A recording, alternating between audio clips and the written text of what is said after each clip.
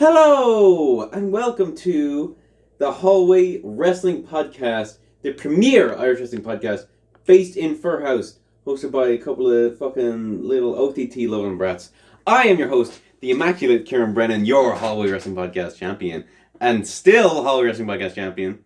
With me, as always, my co-host, Reen. The man that genetics forgot, and the man who's trying to peel an orange right now while doing the intro. Cheers, Kieran. What a fool! What a fool! Cheers, Kieran. Give him plenty warning.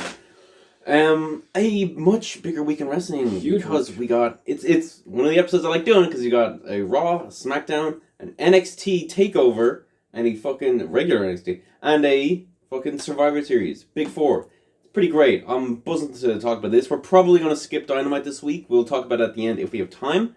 But you know, time restraints. From our general consensus, we have a few differing opinions on a few things. Should be good. Oh, definitely. Should be good to go back and forth. Yeah. Lots of big news this week. First of all, Worlds Collide, January next year. They replaced NXT TakeOver with a Worlds Collide, and everyone's like, Fair okay, I guess enough. none of these. But this Worlds Collide, it's going to be NXT versus NXT UK. Who's British Strong Style going to represent? Pete don't tweet out saying he's impartial. Yeah, that's fair enough. He probably shouldn't be on the show. But I would love to see Mustache Mountain versus the fucking Undisputed Era. Oh my. Sour orange. Yeah. Oh, no. It would be Imperium, wouldn't it? What am I talking about? Yeah. What fucking stupid cunt.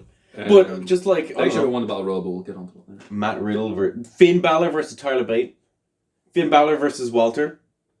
Finn Balor in a gauntlet match. Joe Coffey, Mark Andrews, literally anyone. I can't believe I've never heard Kieran put Mark Andrews or Joe Coffey's name in his mouth. It's nice to see that he's cultured with the UK wrestling. Fuck off, yes I have before. How dare you? Just because I don't watch NXT UK every week. There's a Gallus versus Imperium storyline going on in NXT UK right now, and Dragunov has joined Gallus, which is interesting. They announced new dates as well for filming stuff. Up to July.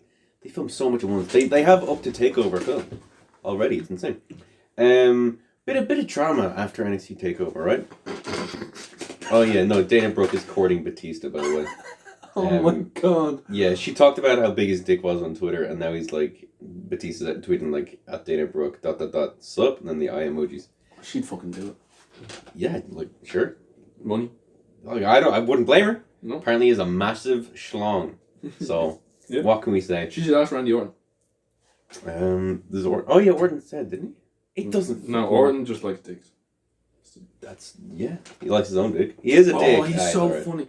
I'm pretty sure he put up a post on Instagram this week where it was my favorite Tangle, just after Raw. He has his own trailer that he goes from show to show, and he was tangled up on my wife, and it was just his two legs were on the outside and her two legs were in the middle. It was a photo of their legs. And his two were on the outside and her two were in the middle. And he was like, guess which legs are mine? Sure. Okay, Mauro Ranallo, he's in the news again, because after NXT TakeOver WarGames, which we'll be talking about shortly, Corey Grace put out a tweet, and he was like, hey, on the commentary booth, not only is there fucking Mauro Ranallo, there's also a Ring of Honor World Champion and Beth fucking Phoenix, Women's Champion. Basically insinuating that he talks too much. He never shuts up. He talks too much. He's the lead. He never shuts up. He's the lead commentator. Yeah. And he's a great commentator. Mauro He's Ranallo, better than you, Corey. He's okay. I don't know. I don't love him as much as everyone else. I like Corey a lot, actually. But fucking... Yeah, but Corey's been a hypocritical cunt here. Yeah, this is... Because he talks a lot. Yeah, basically, if you say, I know it shouldn't happen, but some people have mental problems that will link into my recommendation later of what you should listen to. Well, that's exactly the thing. What I'm saying is, he knows Mauro Ranallo is a big sufferer of bipolar disease. There's a documentary out there showing him very, very, very upset at one point, and then straight after being okay. So you should know to tread lightly when you're talking about Mauro Ranallo, because if you put one foot wrong, that you are going to trigger an episode in him, and that's going to affect the WWE. That's mine. You should be, even though it should, you need to treat certain people who have mental problems, especially bipolar disorder, which is he has a very severe case of it. Yeah. That you're going to jeopardize WWE product if you say something about him, because it will affect them more than normal people. It's pretty scummy what Corey's done here. He hasn't deleted any of his tweets. Mauro deleted his Twitter in response to this, and he's not calling NXT tonight. He was supposed to be on Survivor Series, but didn't. I think they'll bring Vic Joseph back in. But I'm pretty sure that Corey Grace put out a tweet this morning saying, talking about how people should respect mental health problems and all this sort of stuff. It's Why the fuck would you send that out just after you fucking... Just fucking apologise, you dickhead. Like, come on. Oh. I mean, you cheated on your wife this year. Oh. You cheated on your wife and now you're calling for mental health. It's not a great PR year for you. No, well... I mean... Did he cheat? No, him and his wife had separated, hadn't they? No, we cheated on her with Carmella. She called him out on it. She called him out on fucking Carmella. But, like, I don't know if it was cheating. It seemed like that, but, like, it's not. We have a long show and we're not going to talk more. But I'm just going to say that, like, Corey Graves just needed to tread a bit lighter and be a bit more considerate. He really did. He's really fucking ballsed up his public image. And people already don't really like him in comedy. It's kind of like it's a new JBL kind of thing. Aw, don't go that far. Come on. He hasn't, like, beaten the shit out of the Blue Meanie. Like, live on TV or whatever. Was that an ECW One Night Stand or was that something else? What? Him beating the shit out of someone. He beat the shit out of the Blue Meanie. Yeah, I know, but was that on ECW? Yeah, it was ECW. It was one of the shows. There was a battle royal, I'm pretty sure, and he just fought like Blue Meanie and just started beating the shit out of him. Like, it's awful. He just blood everywhere though. Like, it's fucking bad. And obviously, like, the bullying scandal. Yeah. And I'm pretty sure he blocked Ross Tweedell on Twitter. Remember he blocked King Ross on Twitter? Because apparently JBL did. Someone on the indie said that when he was in WWE that John JBL knew about the John O'Clock things. Apparently John O'Clock would show them in the locker room. Really? Fuck. Yeah.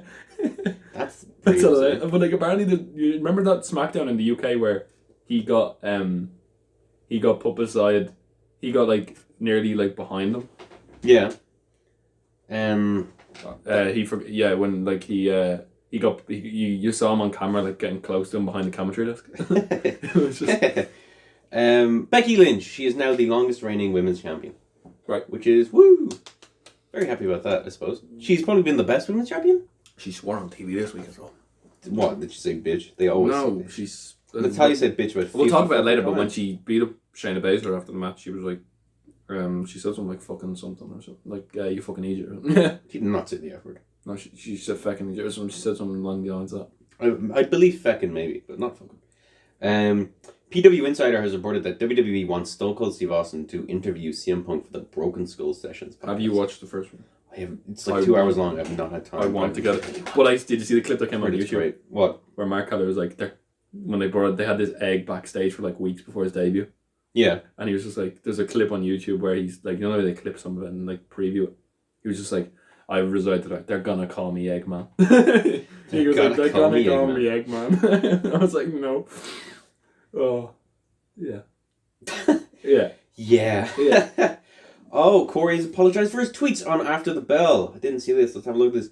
On his podcast, right at the top of the show, he said the following: I sent out a tweet. It was an unpopular opinion, as I often do, with the intention of just stirring up a little controversy. Maybe have something fun to talk about on TV here or here on the show. It was maybe not the most professional way to go about things, and it was not meant to offend, disrespect, or disparage anybody. That was never my intention. If it was taken as such, I apologise deeply. That was not my intention. I would never intentionally cause anybody undue stress, especially a co-worker. And then you went, like, you reviewed the weekend. Sorry, you've just, like, for the first two lines, you've just completely admitted to being so ignorant again. By saying... He has apologised. And I did say that he needs to apologise, so I got to give him that. Yes, but it was unpopular opinion. That's a wrong fucking term. Yeah, and saying have something fun to talk about on TV or on the show. That's fucking selfish. Now I will say, in defence, perhaps he didn't know like Maro would take it, so you know. He has bipolar disorder. There's a documentary out there. Maybe know him that well. Maybe he hasn't seen the documentary. Maybe he just tweeted something and like. That documentary is eye-opening. Yeah, it's an eye-opening insight into bipolar. Like 1 minute he could be happy like calling the match, and then the next minute at home he could be like screaming around his house, just being like completely distraught. Yeah, I've heard that like he's not the nicest backstage. You know, but I don't know. He's a solid enough commentator, even if he's not my favorite. But like, anyway, I don't know. We move on. Oh, Corey Graves, you fool. We move on. We do move on. Let's find out what piece of news is next. What is happening here? Oh, I went to top of today and it was the exact same as hot on Reddit. Oh my days. Dave Meltzer tweeted about Corey Graves thing as well. Jim Cornette, he's gone. He's fucked off from NWA. Yeah, they have a few episodes that need to be put out with him on commentary that are taped. And last night the viewership was very much down because he was on commentary. Yeah. It was down to like 6,000 from like 100,000. Oh, drop my phone because I'm texting at the same time. We record this on my phone, by the way. Yeah, we're gonna try and we're looking to like expand and try and get a microphone soon. We'll see what happens. Yeah, I'm not paid for it. That's all I know. I'll get it. Have a Christmas. Yeah, I know. You bastard. Look at him. He's trying to upstage me. Now, in fairness, I do refuse to pay for it. Yeah, was it really that big of a drop? Was it just because of Cornette? Yeah, I'll look at the viewership now while you talk. Yeah, okay. He came out and he was like, I think he said that it was his decision, and he just after that incident he felt like he wasn't fun anymore. And I was like, you spent 2 fucking days there. Calm down, Phil. He probably should be gone. He didn't apologize for it. No, not a proper. And he fucking marketed the fuck out of his podcast. Yeah, he was like, well, look. He was like, we're gonna do a tell-all and all this sort of stuff. You were racist, and now you're trying to make money off it. Fair enough. I do each to their own. It was a racist comment. I don't know if he's racist himself. I do think maybe it's just one of those stupid lines that he didn't think about before he said it. Yeah, someone was like, you know the way there's like tweets beforehand where they show all the tweets from like the reaction to everything? You know the way like in their intro, have you ever seen the intro for NWA? Yeah. Where they like show all the tweets? I was wondering if they'd show any. It was like, imagine if they accidentally put in a tweet about Jim Cornette. Oh my. Fucking, you know what's after happening this week? I had it in my head a second ago. NXT beat AEW. Yeah, I know. Ratings. Yeah, it was but not by much, but like 22K or something. It was a jump because they had people from the main roster, but like people hate the main roster. I don't know why that was an argument. Well, it is main roster. You're casual fans. Yeah, it's main roster viewership. Yeah, but a rating is a rating. Yeah, and it's a fantastic episode of thing as usual as well, which we will talk about very shortly. Yeah, but that's a big deal. First time they've won, right? Episode 7 of NWA got 182,000 views. Episode 5 was like on 215K. Episode 1 got 566K. And this week got 56,000 after 15 hours. But like usually the views should be up in the thousands, 100,000s. Would it? Sorry, it would usually be up in the 100. The 90. It'd be a lot higher. I see. How do you say? Okay. There's Maradona there. ECW has filed the trademark. WWE has filed. I'm sorry for 2 ECW shows. ECW has filed the trademark for. They're trying to sue shows. Cody Rhodes as well. On another story. We'll talk about that in a second. Cody recently trademarked the names for Bash of the Beach, Super Brawl, and Slamboree. Jesus. And they announced Bash of the Beach, which will be held over 2 weeks from January 15, 2020. But now WWE has seemingly filed two trademarks for Barely Legal and Cyberslam. Well done. Well, Barely Legal, I can see that. Cyberslam, like Cyberslam sounds like you're gonna bully someone online. Is anyone flicking through the channels and they see Cyberslam? Oh, I remember that show. Mauro versus Corey. Barely Legal. I can get that one. Cyberslam sounds like if you like roast someone on the internet. Yeah. Well, I've been pitching an ECW reboot for a while at this stage. Something to throw Bobby Lashley on. Thank you, please. To be fair, there's a lot of people have enjoyed that storyline. Like that was a good segment this week. We'll talk about. Yeah, this week. What about the other 5? Oh no, but I loved it, and people were liking Rusev to Stone Cold, and I can't wait to. No, I don't know about that. Everyone's Stone Cold when they get his maniacal laugh. I was listening to on Cultaholic. They were like, "Oh, you'd think just because you got handcuffed," but his maniacal laugh when he was like kicking the fucking shit over was fucking brilliant. Yeah. But fucking, what were we just? Yeah, ECW. I'd love to see some sort of reboot of that. I think it'd be great. They have such a massive roster. Maybe they shouldn't have another show, but I think it would be so fucking what a way to differentiate yourself from fucking NXT, NXT UK, Raw, SmackDown, 205 Live, than having a TV 14 network exclusive show. Fucking sick. Just do that. Just have people bleed. I don't. Big shocker. People backstage in WWE love Keith Lee. Everyone loves Keith Lee. Yeah, we'll be talking about why later. No one hates Keith Lee. Keith Lee is amazing. Everyone loves him. He's really great. He's fairness. And I just want, like, honestly, he sings his own entrance. I just want him to like sing, like do like these things where they did in the Indies, where like in the middle of nowhere, but like say if he's in a tag match and his tag partner like hits a move that like nearly killed someone, like in Cape, obviously in Cape. Yeah. Anyway, like he doesn't like go like whoa to botch the move or something. Because there was a move like I'm pretty sure he's done it loads in the Independents, but it was him and Shane Strickland versus Jordan Devlin and Sean Guinness and OTT. Yeah, and like Shane Strickland had a massive like move. And Keith Lee's on the ramp and Keith Lee's on the apron and he just goes, "Oh my God." It's just brilliant. Like he's he's fantastic.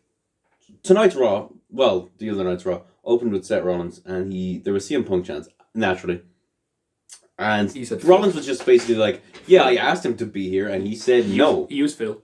Yeah, said Phil. But apparently Vince is very furious at that because he doesn't want to tease a match that he can't deliver. Which he's done many, many times. But I get it in this case because it, like, no one, like, with SmackDown going to Fox where they advertise Sting or whatever, no one was chanting Sting for like the next 5 weeks. People are going to be chanting CM Punk for the end of the time. More and more consistent. If you have a shit like it was chanted during the main event, which leads us into like another story where Vince was unhappy with. As far as the main event. Well, it wasn't given enough time. Like it's fairly shit, to be honest. We'll talk about it later. Triple H appeared on WWE backstage. CM Punk did not. That's yeah. I can see why he wouldn't want to. I don't know if he got the choice, but like I don't know.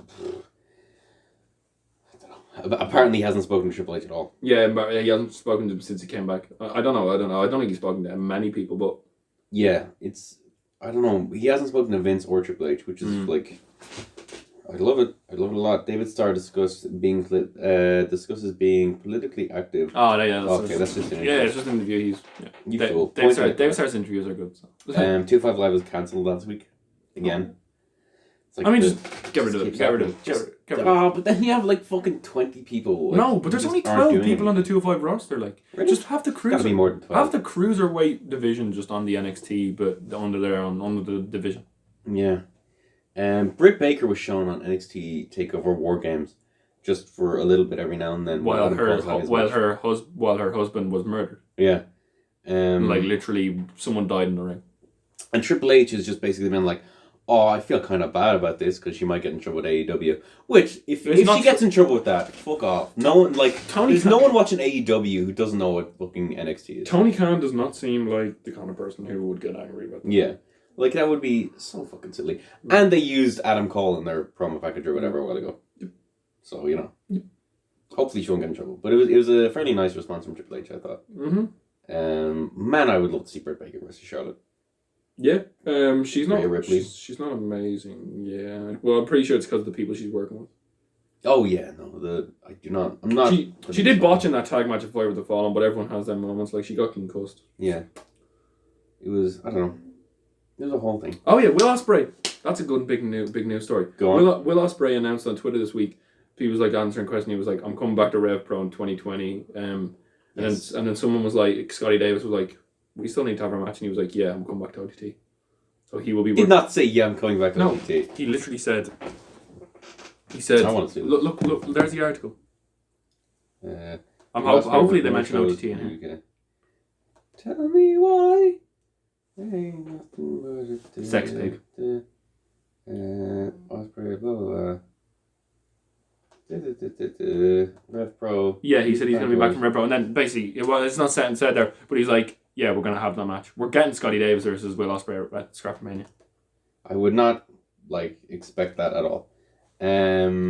OTT just announced their Belfast show on the 5th of January. It's called Sticking Out. Sticking Out? Yeah. That's a shit name. No, I just got a notification for it. They got some strange. They have some strange names. It's like Banjacks and stuff. Banjacks. I like the last Belfast show. I'll go again. Yeah, are you going to that one? Maybe we'll see. Probably won't. I'd say the next bigger one I'd go to is probably Scrapmania. It's all about if I have the money. Maybe I'll be able to watch Outer Space Odyssey. That is this weekend, right? It is. Ooh, I cannot are you wait. buzzing? I am. I hope people walk out on the. I love the Kings of the North, but yeah, no one's gonna walk out. People are just gonna go for a smoke break.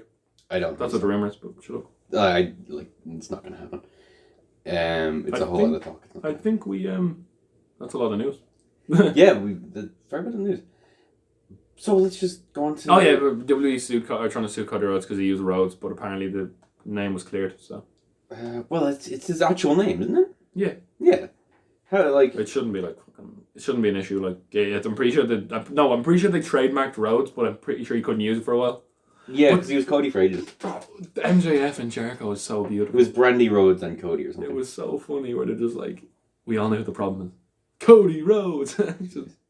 Oh yeah, that's a. Did you see? And W are very unhappy about Billy Gunn fighting on AEW. They weren't happy with Billy Gunn. Like he's a backstage, but they weren't happy with him fighting for some reason. I don't know. Well, I imagine they wouldn't be happy with anything. Okay, let's talk about NXT. Go home show. Okay, so big show. At the end of last week's Raw, Triple H was like, "Open door. Anyone wants to get here, they can." And then Becky, just a little bit before NXT started, posted a picture full saying, "It was like, man, this place sure is shit." She did a fucking. It was pretty good. She did a fucking Goldberg as well. Yeah, she opens the show, calls out Baszler for a match, but Rhea Ripley comes out instead. Rhea Ripley, by the way, Wrestler of the Week. No, I don't. She's so good. Wrestler of the Week. She must be fucking very sore. Very sore. Been saying it for months. She is the future of the women's division. She must be very sore. This is a week of Kieran saying things that I obviously know are true, and everyone else starting to believe it.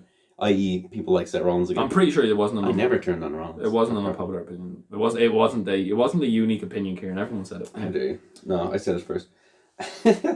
No, I said it during the Mae Young Classic when she was like all sweetheart or whatever, and she had like the red gear on. I was like, she's got something. She's fucking. Now she has an actual decent gimmick. 4 amazing matches. Yeah, and this was a very good match, I thought. But it got fucking Baszler, Jessamine Duke and Shafir came in and double disqualification. I'm not gonna lie.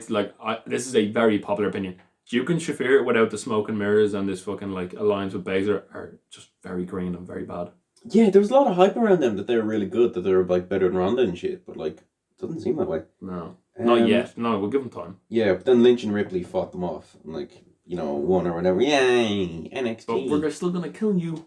Yeah, but Rhea's great. Becky's great. What a really, really hot opening. Really good opener. And then this. Okay, so Conor Reeves comes out.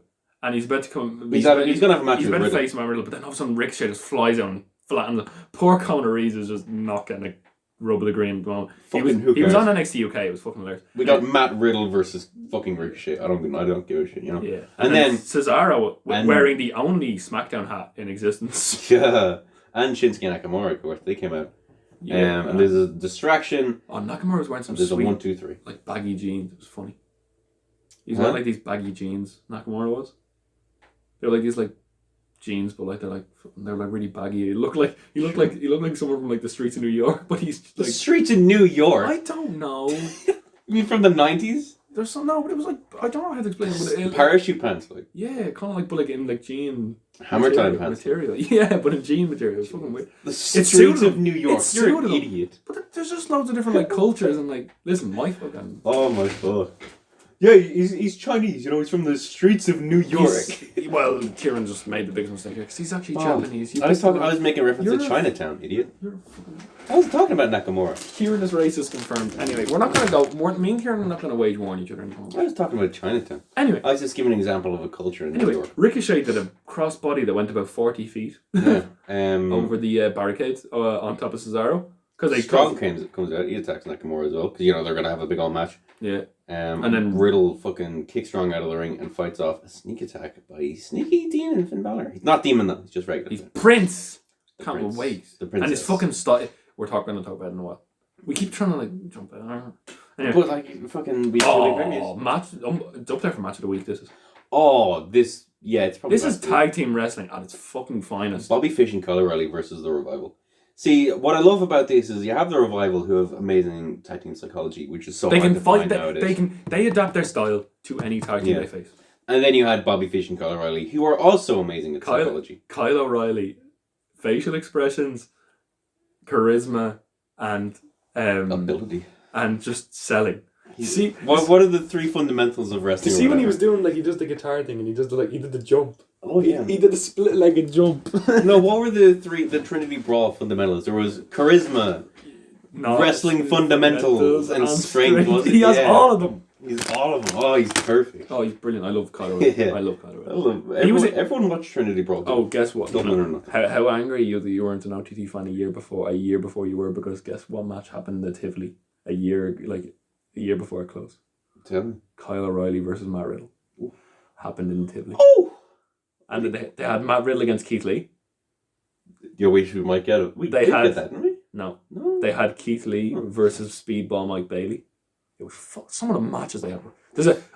Sorry. Before we go on, OTT have a documentary coming out on Friday about the last show in the Tivoli, and about apparently it's very emotional. Taking them all. And they were talking about. It's probably emotional for the people who went there. I wouldn't get anything out of it. I've heard stories about the Tivoli, so it's pretty. Yeah. I'm so angry. I've never been to a Tivoli show. It actually hurts me inside.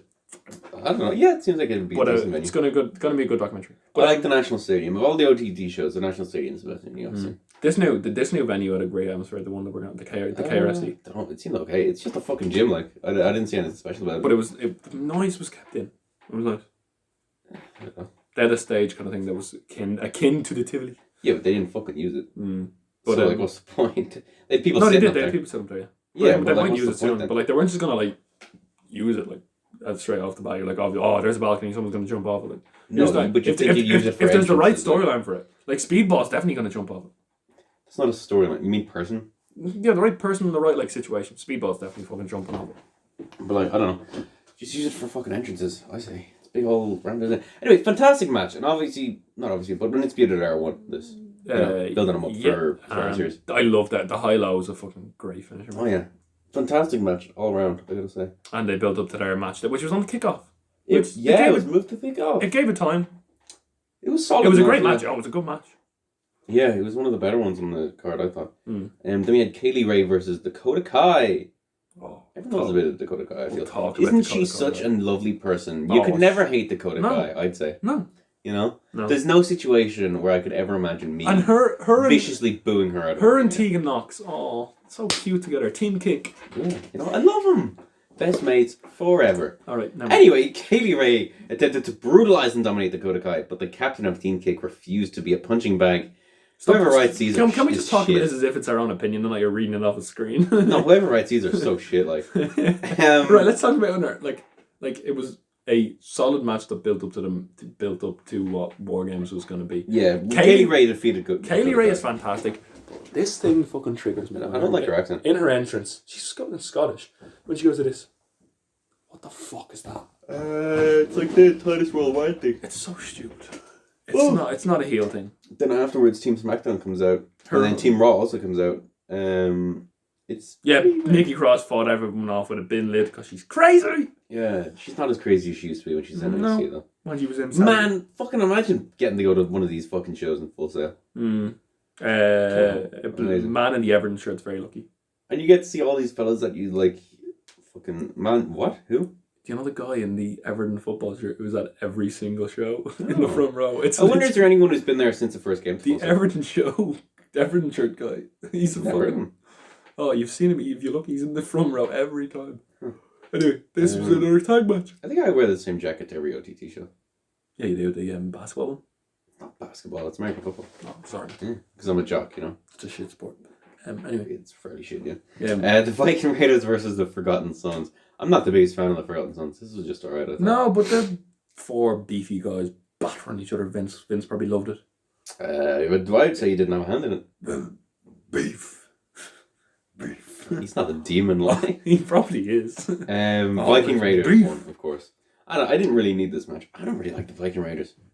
They're so good, but how are they the fucking tag champs? They're so good and they're not being utilized properly. They've done nothing on the main because they're not being allowed. That's a fucking problem. They're fucking amazing. Like. It's so weird. They're amazing. There was then a ladder match for the WarGames advantage. Adam Cole versus Dominic Dijakovic. I love Dijakovic so much. He's so good. This is pretty good. It was short because because they're on a fucking TV time. They have like an hour and a half to get this. The best moment of this for me was the Keith Lee and Ivar hitting suicide dives and Keith Lee hitting like the over the top like somersault. Did you like the briefcase? I thought it looked a bit weird. It was just like steel. Like it had the NXT logo on it. We should have had like WarGames on it. Do you think they're gonna add? Okay, Big Four. Yeah. Do you think Royal Rumble's gonna include NXT now? Yeah. I think I think the last four should be someone from the NXT, someone from Raw, someone from SmackDown, and like someone. And then I think one of the last four should be Walter from NXT UK. Yeah, I would. I would look like imagine like Walter, Pete Dunne. Walter's definitely. Imagine Walter, Pete Dunne. He had that match. It was great. Walter, Pete Dunne. I don't know who the fuck on Raw and SmackDown be fucking in the last four. I don't even know what the WrestleMania main event I want is. It looks like it's gonna be Fiend versus Roman. I think. So we'd have Roman in there, and Roman would bury them all. Sadly. No, because Roman's gotten into the habit of like being second last to lose. I have a great. I actually, when we talk about Raw, I have a great pitch for WrestleMania that would make a great match, and it's like. I bet it wouldn't. No, it's gonna be. It's gonna be an amazing storyline. The promos will be amazing. CM Punk versus Stone Cold Steve Austin. No, it's Dominic Mysterio Adam Cole against it's Dominic Mysterio against Rey Mysterio. Straight up. Wow, what a great pitch. It's gonna be a great storyline. Never heard that before. No, people think oh it's gonna be crap, but I think it's gonna be amazing. I think the fucking story when he turns heel on his dad at Royal Rumble maybe. It's just the build up's gonna be amazing. It's not gonna happen though. Dominic, they've trademarked Prince Mysterio. Dominic. Yeah, I know, but he's gonna hand over the mask. They have a built-in feud. You fucking put my life up for grabs in a ladder match. You cunt. Yeah, but like they're not gonna do that. They will. Because Dominic looked good. Yeah, I know, but it's gonna be a passing of the torch. Yeah, but no, they're gonna do that. They're gonna fall out. They're gonna have a match, and then at the end they're gonna hug. So. No, I don't think so. Yep. Anyway. Vehemently disagree. I think Sam from Cultaholic suggested that Prince Mysterio should go down to NXT and work his way up, which I think would be good. Ross and Tom's reactions to Survivor Series were hilarious, and they got thrown. It was just. I don't know. I like Bachidi and Jack. They're my two favorites. Ross, I haven't watched it. Ross was. It's 50 minutes long. Ross was hilarious. He's just like. And 50 minutes is too long for a highlights thing. The show's fucking 3 hours long. You're telling me a third of that stream was like it was like 3.5. It was 4. But it was 3.5. But like him and Tom are just and Ross was on Desert Island Graps this week. What is that? It's the thing where like like Desert Island discs. It's that the thing where like famous people go on to they went onto the BBC and they put like if they were stranded on the desert island for the rest of their life, they had three songs to bring with them. And then they did like a luxury item thing. But this time Tom Campbell does with like movies. Sorry. Wrestling matches. I assume fucking wrestling matches. Yeah. Then you do a movie, a album, and a luxury item. Okay. And then like they talk about like the guests' lives in between. What would your Desert Island wrestling match be? That's that would probably be for the Christmas special episode. Kieran, I'll probably save it for that. We should probably do like a little bit of that as well. What, like your best match? The matches that I would bring to the Desert Island. We should probably put that in the Christmas special. Because I don't think we have time to talk about it right now. Like we don't. Anyway, okay. Cole won. And so you got the advantage. And then Ciampa brawled at Rollins at the end. They had a big brawl. Keith Lee and Ivar, two of the biggest bastards in the world, fucking hit suicide dives and Torpe con Hilos over the top. Keith Lee is so fucking athletic. Keith Lee's great. He really shone on Survivor Series as well. I think the title of this podcast should be Keith Lee is great. Oh, I think it's a bit late to change it, man. What? Wait a minute, what? Oh, the name of this one. Yes. I thought you meant like the title of this podcast should be Keith Lee is great. I thought you meant like instead of the whole wrestling podcast. No, it should be Keith no. Great. Imagine if he like left wrestling. Keith Lee, the accountant, is great. anyway, all right. Rollins and Ciampa brawled at the end. Yep. It happened. It was good. It did happen. It's a happening. And fucking Gorilla Monsoon, late 80s. Fucking shit. Actually, they went off the air with Rollins and Thing Braun. Sure. Did they? Yeah, they did. They like doing that. They really do. Fucking it was good. It was a very good episode of NXT, I think. But they're always fucking good. Mm-hmm. When has there been a bad episode of NXT in the last 2 months? Just don't exist anymore. Nope. Sasha Banks versus Charlotte versus Rhea Ripley opened Friday night SmackDown, the go-home show to WarGames and Survivor Series. Ripley won this in a semi-big shock in a fantastic match, I thought. Started a bad week for Charlotte. She got... Yeah, she keeps getting fucked over this week. It's pretty good. It's pretty funny. But Rhea Ripley, the future women's champion or whatever, she's got to beat Baszler, right? Oh no, they've set up a feud. She's winning. Yeah. It's gonna be fucking awesome. I can't wait. Great ending. Really fantastic ending. Amazing. What? The fucking WarGames match. Oh yes. Classic. Yeah, so fucking it's pretty solid match. I thought fucking Charlotte has Banks in a figure 8. Boss is about to tap, and then Rhea Ripley comes in and pins Charlotte for a 3. Very inventive finisher. I thought there was a few ways they could have pinned her. She could have lay across her back. But I think what was it? She kind of I don't know how she pinned her. She kind of was it a cradle? Was it? Yeah, it was a cradle. Is that type of thing. And then SmackDown and Raw like had a big old fight while NXT were like, bye. Yeah. It's pretty good. It's a very solid opening, I thought. This is a really good episode of SmackDown. And Tony Storm was in it. Yeah, she was going to be on the team. Bit of a surprise. Kieran has a photo with her. I do. My girlfriend, Tony Storm. All right. Here's something. I want to know your thoughts on. Sami Zayn gave Shinsuke Nakamura a brand spanking new design for the Intercontinental Championship. Do you like it? If I had a white strap, yeah. I think it's the belt that needs changing the least by far. I prefer the old design. It's classy, I think. Why would you not change the Universal Championship to this? Because it is a nice belt on its own right, but it's just like, why would you change this title? We'll talk about the Fiend later, but will I say it now or will we talk about it? We'll talk about it later. I just don't see the need for this belt, really. Sami Zayn's great on the mic. Sami Zayn's great. Oh, Zayn's fucking incredible on the mic. I don't know, man. It's a nice design. It really is. I just don't think it needed it at all, really. It seems one of those things that, like, I don't know. I love the Undisputed Era. Hot take. Boom. Did you see the guy who came at his wedding to that? Oh, it was amazing. I did, yeah. It was cool. Congratulations, Guy, if you're listening. Yeah. You think he's listening, Ray? Yeah, home front. Oh, he definitely is. Everyone loves the horse. Hey, you know on our old thumbnail, the banner thing? Why did it say HWS? I have no idea. It said HWP. It didn't say P, it said S. On what? Our old logo? Yeah. I know. I made it on like paint and I put like Daniel Bryan and Dean Ambrose and John Moxley in the lockers. Like, yeah, but why did it say HWS? I have no idea. I literally don't have You're a fucking idiot. Oh. So as this is going on, the Undisputed Era came out. And they're just like, we'll fucking kill you. Then the New Day come out, and then fucking Heavy Machinery fucking come out. Then Otis comes out. Oh my days. Ducky! Ducky!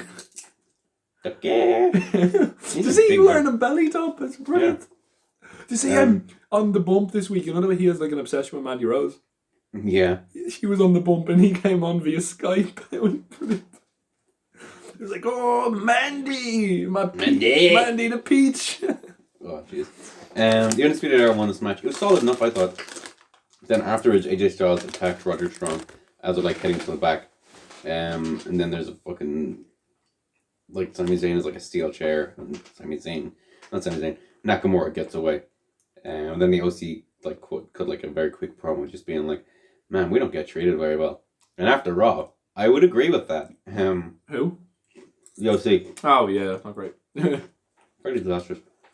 Alright. So, Daniel Bryan. He demands Bray Wyatt to come out and fight him. This is a good sign. Lights go out, everyone cheers, come back on, nothing's changed. Miz comes out, slaps him in the fucking face, and a match is made. It's going along fairly fast. Nothing's like too bad is happening.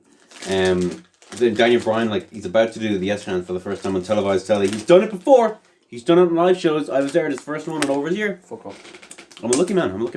I love shit like that. Yeah, but he did it on Survivor Series, so fuck off. What does it fucking matter? Because he did it here for me first. But yeah, he goes in the corner, like, Miz is like in the corner. Oh yeah, Miz is doing really well. Daniel Bryan gets ready, goes up for a yes. The second he says it, lights out, come back on. Miz is gone in the exact same position. Fucking the Fiend. I can imagine Daniel Bryan sprints towards him, gets when grabbed in a mandible claw, and that's it. I can imagine when the Miz, like, you know, the lights go out, he doesn't know when he's gonna be grabbed, or he just slides out. Imagine if the Fiend just like lights go. Bray Wyatt's like, just drags him by the neck. Snaps his neck. Really, really great segment, I thought. Got me excited for the match even more. Yeah, and it wasn't amazing. Yeah, turns out Fiend having a belt isn't that big a deal. Oh, the blue belt with the red lights just doesn't work. It looks like the red belt still. Yeah, but it doesn't work. Yeah, it's weird. Bayley calls out, like, Shayna Baszler in a backstage thing.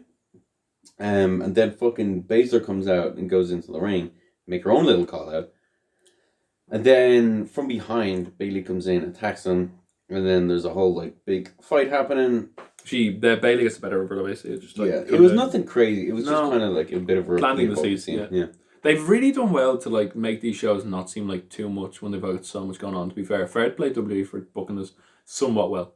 Yeah, I guess it's been an interesting month where it's like every show kind of has a couple of good moments. Right. On SmackDown, we had a match between members of the team together against like King Corbin, and then basically the storyline is King Corbin thinks. Oh, before SmackDown started, King Corbin thought he was the leader. Yeah. And shit. And fuck, how did I miss that? They were in this big, like a town hall meeting, kind of. Yeah, it was like a town hall thing, but it was backstage. Like a rallying cry. Rallying cry. Against this big, like, wall or whatever.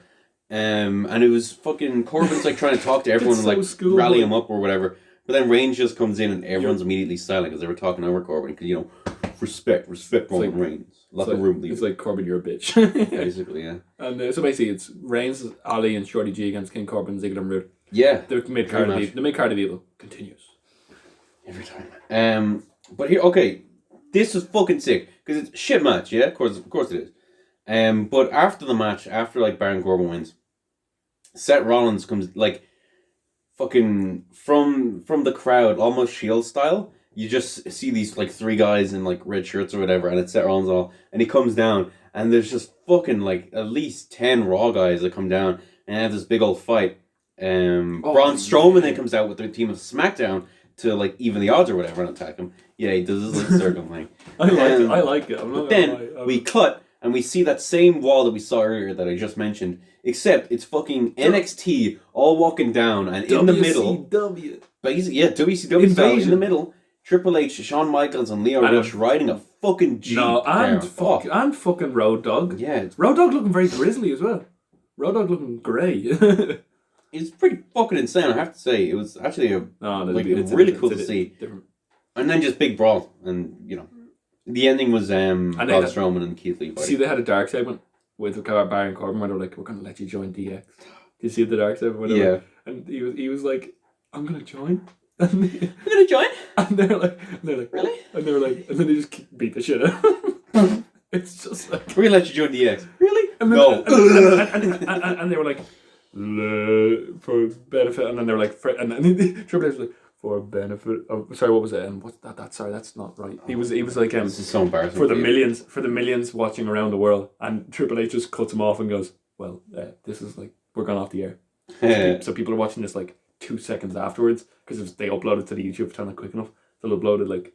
He was like 2 seconds afterwards. He was like, so I don't know how many people watch it. He was like, Triple H is brilliant. Triple H is amazing. He's one of my favorite of all time. Anyway, okay, move on. NXT. Remember when people called him like burying all the time? Look at him now. I've been with Triple H for years. Everyone can go fuck themselves. Karen Brennan, the king of predicting what's great and what's not. NXT Takeover WarGames. We had a pre-show match. Can't say I watched it. No, Isaiah fantastic. Scott versus Angel Garza. They're both fantastic, and what happened afterwards was more important. Garza won, and he went backstage, and Leo Rush came up to him and just slapped him in the face. Yeah, because he also had Mia Yim was attacked by someone backstage and taken out of her match. A mystery assailant. Yeah, and and Rhea Ripley was like, Dakota, you're on our team. Great decision, beautiful Dakota. Yeah, and she was like, and she was like, oh, well, I don't have my gear. It's like, no, you're on our team. You wanted your revenge on Shayna. You're on our team. So, yeah, you know, it's always good to have someone as friendly as, you know, Dakota Kai on your team. So that leads us directly into the main card of only 4 matches. Oh my god, Google do fucking watch you. That's the fucking hotel I'm going to stay in for fucking 16 carat. Well, yeah, it's Google Ads, like, isn't it? Yeah. What do you mean? That when you agree to cookies, that's what... I know, like, but they listen to us. Yeah. It's because you looked it up, right? I looked up my phone. Yeah, you're probably signed into the same account. No, it's just a different account. Anyway, okay, the NXT Women's WarGames match, and it was fucking. Rhea Ripley. Okay, let me just get the teams here. I'll say it. I'll do it off by heart. I guarantee you. Go on. It was Team Ripley of Rhea Ripley, Dakota Kai, Tegan Knox, and Candice LeRae against Team Baszler of Baszler, Bianca Belair, Kaylee Ray, and Io Shirai. All right, there you Bang! Go. Good work. The first 2 members were Io Shirai and Candice LeRae. Yeah, like a little. They had their like callback to their storyline. Yeah. There was people were fucking angry that like they didn't get individual entrance. Fuck off! I don't want the show to go like 5 hours. Yeah, that would be. Yeah. Yeah, they had a little like back and forth. Shirai's amazing. Shirai, I like the bit where Shirai just runs ropes for like fucking. No, she just 15 goes. minutes. When she's going out the ring and she's like, she was fucking crazy. Yeah. There was like a 619. Yeah, it was a tiger feint kick. Yeah. Then Bianca Belair enters the match. And just, obviously no more advantage thing. They explained that the match doesn't start until everyone has entered the ring, which is pretty. Yeah, it was kind of like a stall. Like There's a lot of rules to it. It didn't start like as much as I thought it would. It didn't stall when like the match wasn't officially started. I think it did. It kind of does, yeah. It does a little bit. I think both matches didn't get going until all 4 members were in. Oh, but when they got going, they got going. Well, that's the thing. But you kind of got to judge it as like a whole, I suppose. I think it should. Well, you couldn't really make it start like. What? Yeah, you couldn't really like have it start like with two people. Yeah, because then you could have like I don't know. Yeah, I don't know. It's a good concept. It just sometimes sometimes it's stalled, but sometimes there were some good moves when there wasn't everyone in the ring. Next up, we have Rhea Ripley, which is strange. I thought she was going to end her last, but makes it because she's the babyface, bro. She's valiant. She's stone cold. She just came in and just started fucking chucking shit. People love Ripley. Yeah, she got like loads of trash cans. She got like 3 different trash cans and their lids, like steel chairs. She got like 4 or 5 steel chairs and kendo sticks and throwing them all in there. There was chance of like we want tables, but unfortunately no tables. She dropped. She just like dropped. She dropped Belair rib first into a chair, and apparently she has real life. It was really good. She has real life rib issues as well. So fair play to her for taking that up. Fucking looked amazing. Yeah, such a good entrance. But then Katie Ray, she's out next. She just started throwing stuff in, and then she went to get a table and was like, "Fuck off." Yeah, no, she didn't throw anything in. Oh, she got two chairs. Yeah, and then she went to get a table because everyone was like, "Table," and no, and then put it back. Plenty of tables later. Very good improv. Plenty of tables later. Candice LeRae's on the top rope, and fucking Belair goes up. Like it's one of those like suplexes off the top rope that everyone gets down. Tegan okay. Dakota Kai is next, right? She comes out and everyone's like, yeah, Dakota turns Kai. Around, bang! Oh my jeez. Okay. Sorry, it's about your ears, but she fucking kills Tegan Knox, and the intensity. This was a fucking amazing heel turn. The intensity. Yeah, it's quite good. She just kept going at her. William Regal came out and she pushed away William Regal. Oh yeah, which is when she got real heat. And then she started destroying her knee, and Tegan Knox sold this beautifully. She like slammed the cage door. She was crying. This was it was amazing, and she just started like ragdolling around. Fantastic, great, one of the best heel turns of the year. And then it was fucking. She goes back or whatever, and you're like, okay, well that's over. That was great. And she fucking comes back. Yeah, and started being. And one of the best bits about this was Shayna Baszler just pissing herself. Yeah, Shayna Baszler was like, loving it. Shayna Baszler was like, you bastard. You beautiful, beautiful bastard. Shayna was having the time of her life in this match. Shayna Baszler was pissing herself. She was really loving it. Fantastic. Send notification. Oh, it's just Eventpro. Yeah, it was really, really good twist. Like, so 2 members were gone. It was said that it was kind of Dakota Kai was taken out of the arena, and then you could kind of see it coming. Oh, I'm just saying. It was fantastic. Not in that way. It was best hit. Real good intensity. Yeah. One of my favorite heel turns that I've watched in like wrestling. Baszler came out next, and she is a master of like cocky face. Yeah, she was so happy. The way she was like just fucking casually big like cartoony footsteps down the ramp. Yeah, fucking great. I don't love her in the ring. I think I've said that before. But character work. Yeah, this is it protects incredible. her. It protects her. She just needs stuff. She just needs to beat the shit out of people. That's basically her wrestling style. Just like I can see her having a great technical masterclass. For me, this was a bit of a revelation when it came to fucking Baszler, just because of how good that character work was on the way down. I thought she looked really great. She really came off amazing. I'd say if she had a match with someone, if you get what I mean here, if she had a match with someone who doesn't sell well, it'd be a terrible match. Yeah, maybe. Because all she does is just brutalize people. I don't think she has any like good moves. It's just she's still kind of she's a UFC fighter, and that's what you get. Isn't she like 39? I don't know what she is. She's like she looks much older than she is. No, she looks much younger than she is. But the match probably never gets look at the age of a woman. You shouldn't do that. Oh, sure, okay. Shayna Baszler. If I'm literally saying Kieran just spelled Shayna Baszler, Shayna Baszler. I don't care. Oh, I do. and Shayna M. Baszler, living in Dublin. Kieran's looking up horny LinkedIn profiles, not fucking Shayna Baszler. Yeah, 39. She looks fucking great for her age, actually. She does not look 39 at all. Don't be like, don't look at a woman's age. If I'm saying that she looks much younger than she is. Good old Shayna Baszler. Right, very good, man. You're not funny, right? No one likes you. Wow. You know Rhea Ripley's only like 23? Yeah, I know, yeah. What the fuck? She's so talented. Like, that's insane to me. Oh my gosh. What, when you're 23, what are you going to be doing? When I'm 23, I'll probably be on my own fucking jacking off all day. Like, wow. What a fucking career, Same man. life as he has now. Anyway. Oh, yeah, you wish. Let's so we had basically a 2-on-4 match, which, well, like, fucking handcuffs came out. No. When it gets good, oh my god. My favourite move of this match. That fucking poison ran off the top rope from Candice LeRae. Yeah. Jesus, she landed Shirai. Was it Shirai? Or Shirai tried to get to it was the top Kaylee of the Ray. cage. It was Kaylee Ray. She as Shirai was climbing to the top of the cage, Kaylee Ray had a poison rana right onto her head. Right onto the top of Kaylee Ray's head. And then the moonsault off the top of the cage. Oh. She does this moonsault where it's kind of like a snap moonsault, isn't it? It's not like a floating one. It's similar to Lita's one, but like moonsault. Oh, it's class. And she did this moonsault and wiped everyone out. She actually connected with her elbows on both of their heads. Yeah, fucking rough. Yeah, class. And then the finish was amazing. The finish is fucking... Baszler like has Rhea in her like clutch submission, but she fights out, handcuffs herself to with the women's champion. the handcuffs that Baszler introduced. As you know, if you introduce a table, you're going through the table. Yeah. If you introduce cuffs, you're getting cuffed. And delivers like a riptide to win. Avalanche Poison Rana, call them more or not. Anyway, really solid opening. And then she trapped her in the submission, and then she fought it, but then she handcuffed herself to and then hit the riptide right through the chairs. I just said this. Oh, did you? But I don't care. I was talking about the Poison Rana. Fantastic. I love up there for match of the year. Yeah, the pop she gets in Survivor Series is incredible as well. Yeah. I don't know if it's up there for match of the year, but like it was very, very good, especially when it actually got started. I want to give this match the credit it deserves. It was on a tough spot. This one, I thought it was pretty weak. I didn't like it at all.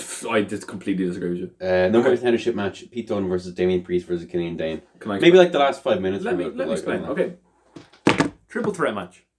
It had the number one contender stipulation, but it's in the middle. It's in like it's got Balor return versus Riddle. It's got 2 WarGames matches. It could have been excused for being like washed away. They did brilliant. They booked the triple threat like a triple threat should be booked. 3 lads just going out, beating the piss out of each other, and it was fantastic. It was okay. It was some of the. You got to book a show differently. It's the same problem with the first, maybe like the second or third matches Survivor Series. These shows aren't paced correctly, and it's really hard to get the pacing of an event down right. It's like look at WrestleMania, you just get tired. You open up with an insane WarGames match, the crowd are fucking exhausted. Yeah, but they like this match. They liked it towards the end. Halfway through this match, NXT challenge. It's a fucking NXT show. Yeah, but it's like they're gonna do that for anything. If they like it, it's gonna get NXT. Okay, double team moves were great. Dunne is fantastic. Damian Priest really impressed me, and Killian Dane that spear through the fucking barricade. But it's like a shitty barricade where it's like but he flatlined him. Yeah, I know, but it's not as impressive as the regular main roster barricade. And it was like cannonball. Splash. I love Damian Priest's entrance. It's a good entrance. Yeah, sure. It's very 2012 NXT. Oh, I know, but it's good. I don't like it very much. He tried to do it like he choke slams. Did a razor's edge. He did a razor's edge that like landed on right in his head. Yeah. It was really good. No, it was like right in his head. It was a good one, but it was safe. Oh, Dunne like okay, they're all like Killian Dane and Pete Dunne are like on the ground, and like Damian Priest is on his knees, and Pete Dunne just like slowly puts his hand up to grab his fucking hands, and Damian Priest just like slaps them away. Yeah. It's really funny because he's scared of getting his fingers broken. I just thought it was a funny way of countering it. He snapped the fingers, bitter end, and he hit a senton. But then Dunne like shoved Dane off after Dane hit his finish move and got the pin because Dunne is like smart. Dunne's smart, but he's a gritty babyface. He knows he does anything to get the job done. I thought this was a great match. Poorly placed. I thought. Where else are you gonna place it when it's 4 matches on the card? Not poorly placed, but like poorly paced. The show, you know. I like this match. But it was a fun match. And a lot of people really did enjoy this match, and it was booked. Everyone looked strong. I think this is one of the weaker takeovers we've seen over the last 2 years. I think. Because they all, like, every fucking takeover, every match is great. The endings to the matches were all fantastic. Yeah, that's fair. But, like, fucking... I love both. When I say that, I'm comparing these to, like, some of the best shows WWE have ever put on. You know? I very rarely criticise things. I'm very... I can be very critical, especially when it comes to pacing in shows. I don't know. I have a weird fucking fetish when it comes to wrestling shows being paced. I just love it so much. I love thinking about it and talking about it. I'm the pessimist, Kieran's the optimist. That's kind of... No, sorry. The exact opposite way around. I'm the optimist, Kieran's the pessimist. That's the dynamic we're working on. Yeah. Like, I had similar complaints to, like, OTT, where it was, like, fucking...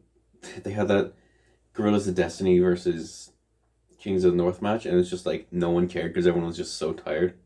Like, that was very poorly placed. Anyway, Matt Riddle versus Finn Balor. If I pay for something, I'm going to enjoy it. That's okay. If I pay for something to go to and it's You're gonna be a great critic, and it's good, I'm going to enjoy it. The only thing I don't like when booking is done, when booking storyline is done badly, that's what I hate. I don't really care about pacing of a show because I've never tired during a wrestling show. Like, it's an art form. I like to watch every show in a whole. I don't like taking out bits and pieces because then I feel like, well, that's not how it was originally presented or whatever. And I think pacing is very important to that. Like in a movie or something. If a movie feels really long and boring, it is poor pacing. If a wrestling show is going on forever, it is poor pacing. If you're ever bored or tired or you're not into a match and distracted by anything else. The thing is, if you get me here, in like an OTT or like an indie show, you're not doing like a weekly show. So you care about every match that goes on because you want Gorillas of Destiny, Kings of the North. You want to help people. The crowd were just like, whether you were or not, like the crowd were clearly like tired. I know they were, and I agree with that. But I enjoyed the match, but the crowd was dead, obviously. But people are gonna you're gonna want to make every match good. Whereas like if you have a weekly product like Raw or SmackDown, you can afford to like put filler matches in and matches that just don't matter, so you can give the crowd a break. But in like indie shows, you can't really afford to do that because like. You can't really. It doesn't have to be matches don't matter. It's just different types of things. Like look at WrestleMania 35 this year was really well paced in that I never got bored until like the main event, and that's all. That's supposed to be the big supercard. Yeah. You have different types of matches, different types of segments. You cut a promo, something like that to get someone in. You know. This is a debate for another day. We have a lot to go through. This was another victim of weird placing on the card. But I love Balor's new style. His new style was good. And he was battling illness this week. Was he really? He was battling illness going into this match. What illness? I don't know, but apparently he was getting sick before the show. Cold. He had a cold. He was getting sick before the show. Is that Riddle versus Finn Balor? One of his abs hurt. Oh my god, he's so one sexy. Of his 18 abs. Oh, poor guy. Yeah, this was a very wrestling match. There was little flips. This was a lot of it was mat wrestling. And if you like that stuff, you're gonna like it. I think NXT crowd, not probably the place to show this. This reminded me of, remember Daniel Bryan and AJ Styles at the Royal Rumble at the start of this year? Yeah. Where it was like, this is a very solid technical match, and I'll give it polite applause, but I'm not going to get excited for it. Some of the best bits were a Pele kick from Balor countered into an ankle lock. Yeah. There were some great moments. Balor was more vicious. Yes, definitely. He used the 1916 as his finisher this time, rather than the coup de grace. No one's ever kicked out of the coup de grace. Broberg. Yeah. And Mario collar was just like, it's the bro hammer. It's just like, yes. It is good seeing him use the jackhammer. And he's good at it. But yeah, I thought this was slightly underwhelming, but maybe that's because I don't know. I mean, your expectations are built up when you see these. That's the thing. When I think Finn Balor, Matt Riddle, I'm like, this is going to be my favorite match of all time. If that was on NXT New Orleans, it would have been fucking match of the year contender. I'm just like, it's just where it was placed. Yeah. Maybe Balor suspected illness kind of prevented him from doing. Maybe, yeah. We'll see. But we'll see where it goes. It didn't need to, because it's a taster. It didn't need to be. He's been on the show for a solid 2 months at this stage. I know, but even more than the taster. But I think Riddle is fantastic, and they're both amazing. Balor's one of my favorite of all time. But this was still like I found it a little disappointing. Yeah, but not to say like I would give it I would give it an 8 out of 10. It's fair. Jeez. Why? I'd probably give it closer to a 6. Because I got to look at the context of the show and like what's come before, what I'm expecting. Yeah. Okay. And Balor won with the 1916, which is cool, and it's like a 1960 where he lands him on his head. Yeah, it was a nice one. I'm curious to see what'll happen if he fights Johnny Gargano at the next show. The big call, the Prince is back. Yeah, I'm pretty sure. I really want to see him versus Walter or Tyler Bate. Oh yeah, did you see Devlin was tweeting the World Title? I think came out. Oh, it's definitely gonna be Devlin, isn't it? Shit. Round 2 ? And he was like, no, I don't think it is. It's gonna be Balor against someone else. I hope it's not. Damn. I think Balor and Walter could have a great storyline match. Like big guy versus little guy. Well, now let's talk about our main event. NXT Takeover WarGames main event. The men's WarGames match. Team Ciampa being Tommaso Ciampa, Keith Lee, and Dominic Dijakovic And a mystery opponent, which we will talk about in 5 minutes. Versus the Undisputed Era, Adam Cole, Roderick Strong, Kyle O'Reilly, Bobby Fish.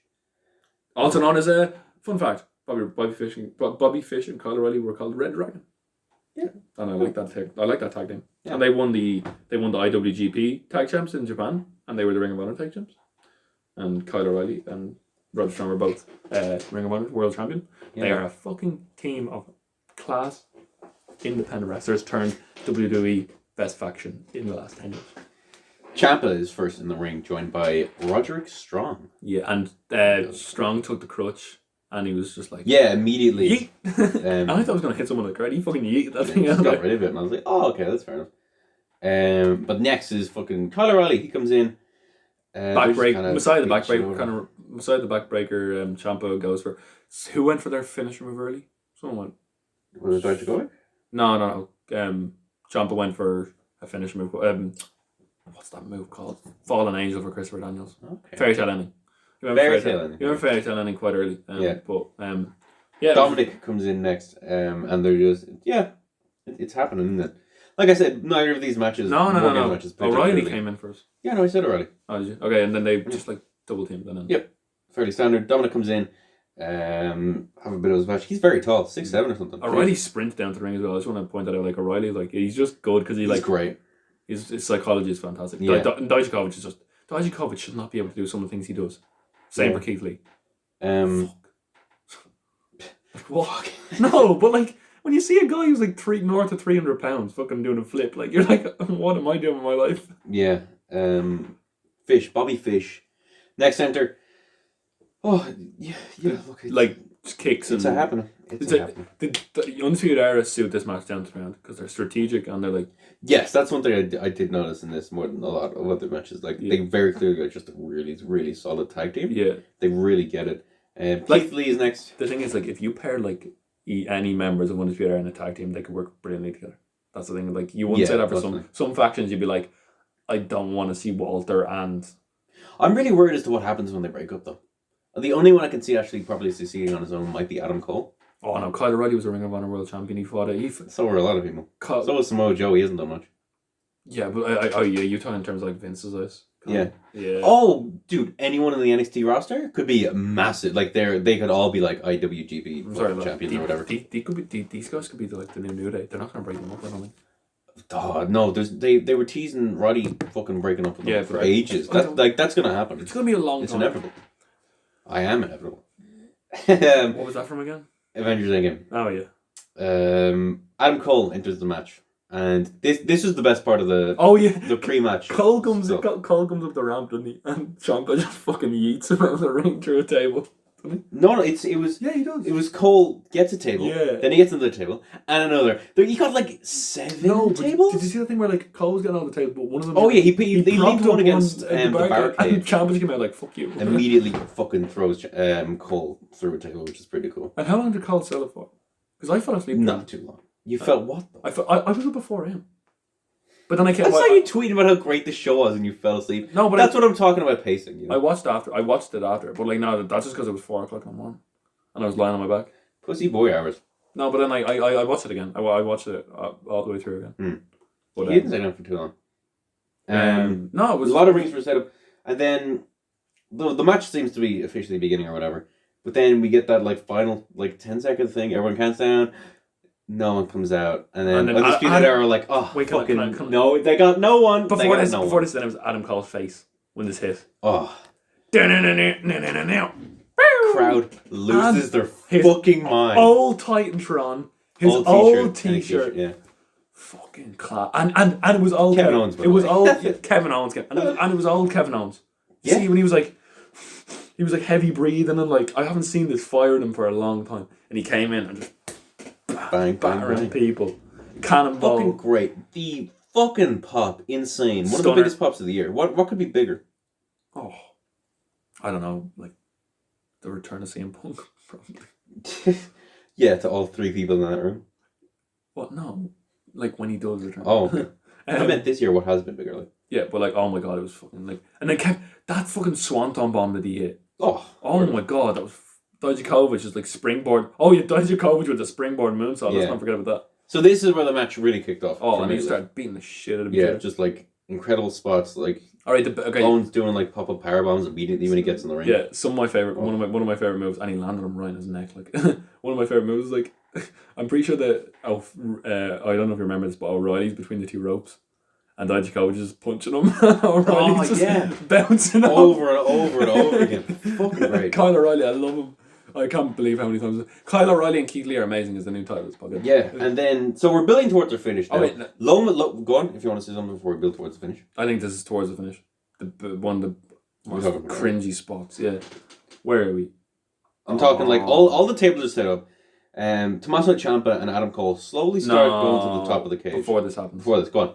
Where we got it to a stage where Kevin Owens and like Adam Cole are in the middle of the two ropes, and they're just like battling each other in like super kicks, and then you see like Adam Cole like sets up for the Panama Sunrise. Yes. And he hits him, but like he doesn't do it instantly. Like there's like a moment. It stops halfway through, and then he flips, and Kevin Owens lands right on his head.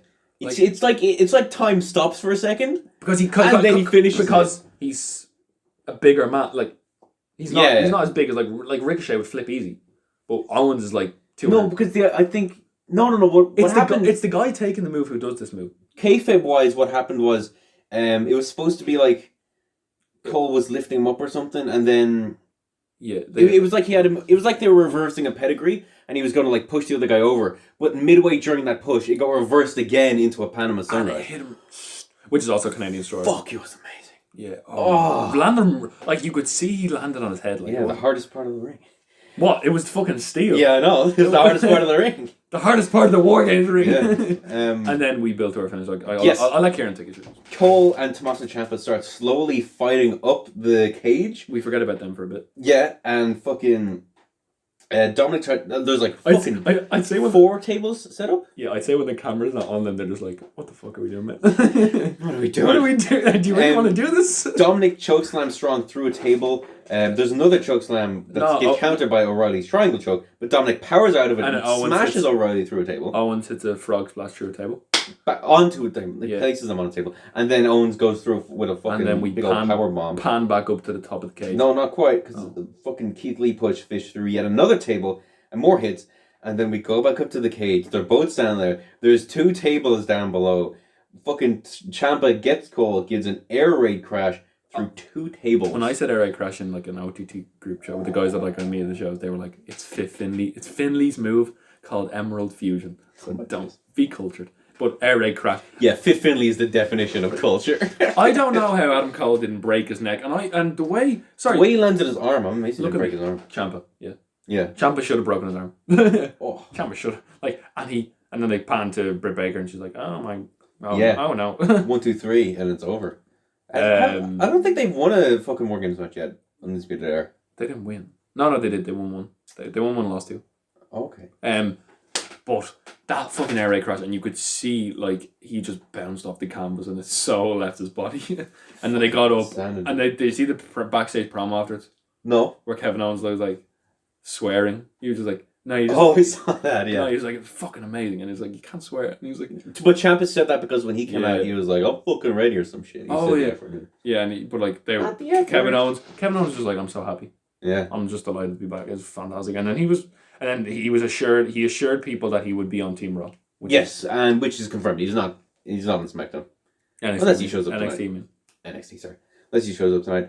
Which brings us to Survivor Series. I'd love him to come back. We're going to very quickly skim through the pre-show because I don't know if time. Cross-brand, the wrong team. Battle Royale. Wrong team won. It should have been Imperium or a Street Profits win, or fucking Gallows and Anderson. Probably should have been Street Profits. Yeah, but or Gallows and Anderson. Rude and Ziggler won.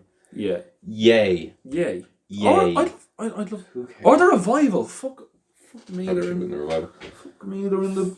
They've gone from an Undisputed Era match to like probably being eliminated by the Lucha Bros. I didn't really watch this, to be honest. NXT Cruiserweight Championship match: Akira Tozawa versus Leo Rush versus Kalisto. This was solid enough. So predictable. Yeah, it's very predictable. But we're getting Akira Tozawa versus Leo Rush on for the title tonight. Yes, and NXT, which hopefully could be great. Yeah, because did you see? Did you see? Sorry, we forgot to talk about fucking. We'll go quickly, but Raw last week. Did you see the thing where Tozawa did you see the counter Buddy Murphy did on Tozawa? No. Tozawa did like a suicide dive, and Buddy Murphy caught him in a suplex. Oh, It was. I keep going through the show and find it. Undisputed Era, Viking Raiders, New Day. Undisputed Era took the pin for this, which I don't know. If No, because they sold the WarGames injuries. Yeah, I know, but like they didn't mention that for the whole night. Basically, only when it suited them, it seemed. My biggest gripe with this match was they fucking. I'm sorry for that. Viking Raiders with WWE in general, they've just completely neglected that Kofi won the fucking title. 7-time champions didn't mention his title win. Yeah, I don't know. It's I just don't really care about the Viking Raiders, unfortunately. I wasn't their biggest fan of NXT either when they were down there. But I don't know, maybe I'm just not seeing it yet. Watch. I can see this. Suicide Dive. Whoa.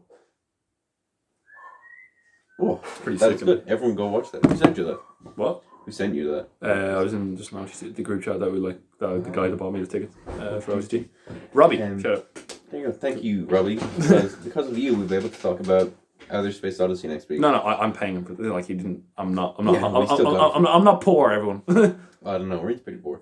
Yeah. Infamous. Says the one. Wow. Thank you very much. Go buy your microphone, you prick.